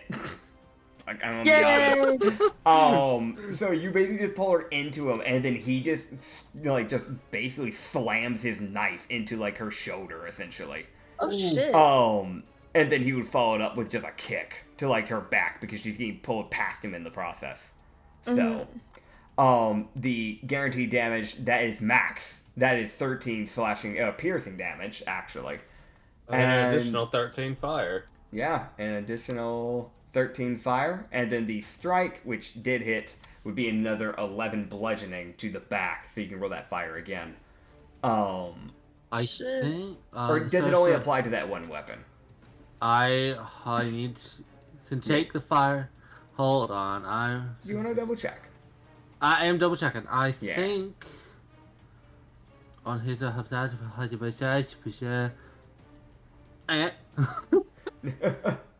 fucking reading. It only affects. I think it only affects once. It's like an instantaneous, like once off mini smite. Gotcha. All right. Yeah. Hell yeah. So yeah, I mean, like, that's all he can do, because she's now, like, 10 feet away, technically, from him. Actually, no, she's still 5 feet, like, in Shindo's radius, because only a 10-foot pull. So, she went into his square, then she went 5 feet away. Yeah. Is that all you can do? Yeah, I'm just gonna move 30 feet He will use forward. that is valid. He'll use his bonus action to throw another punch. As he will throw another strike. Because now she's actually in his range. That will definitely hit. That was a natural 14. He will deal the minimum damage. That is another 6 bludgeoning damage. As you just, like, kind of, like, basically strike her in, like, the back of her knee. Ooh. On, like, her right knee. And then there's 2 more people left, which is Jean and Lavana. So, Jean, the human, you guys would have learned her name at this point, the caution.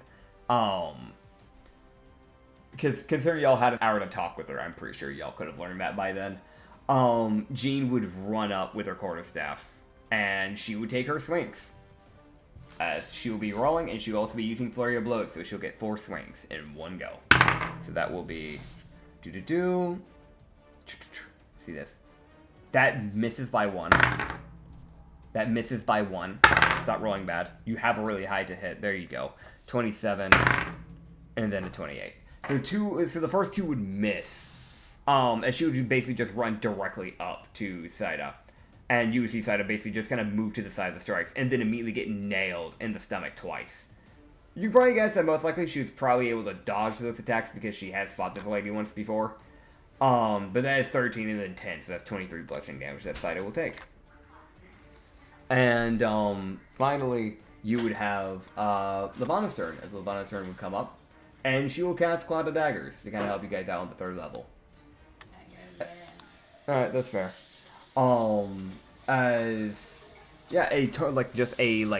Essentially just small tornado of daggers would start to form just in that area. It would just start slashing her from different angles. So, for those who don't know, Cloud Daggers, you don't need to roll the hit, it just does damage. So they'll be doing 64 slashing damage, which is 20 slashing damage that she would take. And that would be the end of the ambush round. And rather than having y'all roll initiative, because we are close to the ending times, we will end it off here, and y'all can actually do the final fight with this lady in the next session. Excellent. So yeah. Okay. We will see you guys in the next session. For those who want to find more of this campaign, you can go to the Lost Harbor Tavern up on YouTube and up on Spotify, where you can find a bunch of other episodes, as well as some other campaigns that we had in the past. And you can also find some extra stuff, some extra content over on the Lost Shipyard, the second channel up on YouTube. We'll see you guys next time. Bye-bye. Bye. Bye.